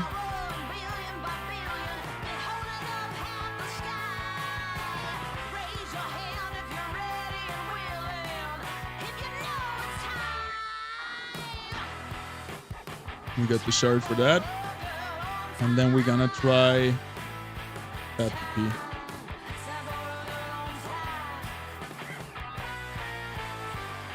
And then tomorrow, Monkir plus Kiru. That to be, we should have the shards, right?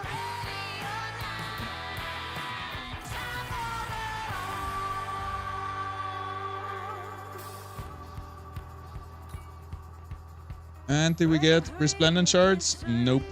Sad. Edge. Alright. We are back here with another Illuvi Fuse Fest. Today we only got 2 Illuvials to be fused. We got 1 TNT. And we're gonna try to get a perfect stat TNT. We already have a perfect stat Tetapi. We already have a perfect stat TNT. So we want to repeat the same for the stage 2. Here we're missing 1-time attack damage. Here we're missing Omega power. And then lastly here we're missing resistances. Those are the 3 we're going to use. Okay, missing Omega power, attack damage, yeah, and resistance. All right, we got a 30% chance for hitting a perfect stat Illuvial, and by perfect stat I mean 5 out of 6. We don't count movement speed on a TNT Tetapi that is never actually walking around. Granny is ready, and we're gonna reveal it once we also fuse the other one, and then we're gonna look at them both at the same time. Next up, Verminio. Which one is it? This one, just missing a bit of Omega power. Really strong one. We got that one missing a bit of health. And then lastly, we got this one missing attack speed. That's it. That's all. 4 out of 5. 4 out of 5. And 4 out of 5. Okay. Good luck, Verminio. I see you on the other side. I hope you're gonna be perfect. If not, I will still like you. A little bit less, but it will be okay. Don't put too much pressure on yourself. We'll see what happens, and then we'll decide. All right, we got the TNT. Oh, didn't hit the Omega power, but now we got a 5 out of 6 stat TNT, and this one will be joining the attempt to fusing a perfect C4, 6 out of 6 stats. So this road is not over yet for TNT, but it will continue to be a stage 3 at one point. And now we look at the Verminio.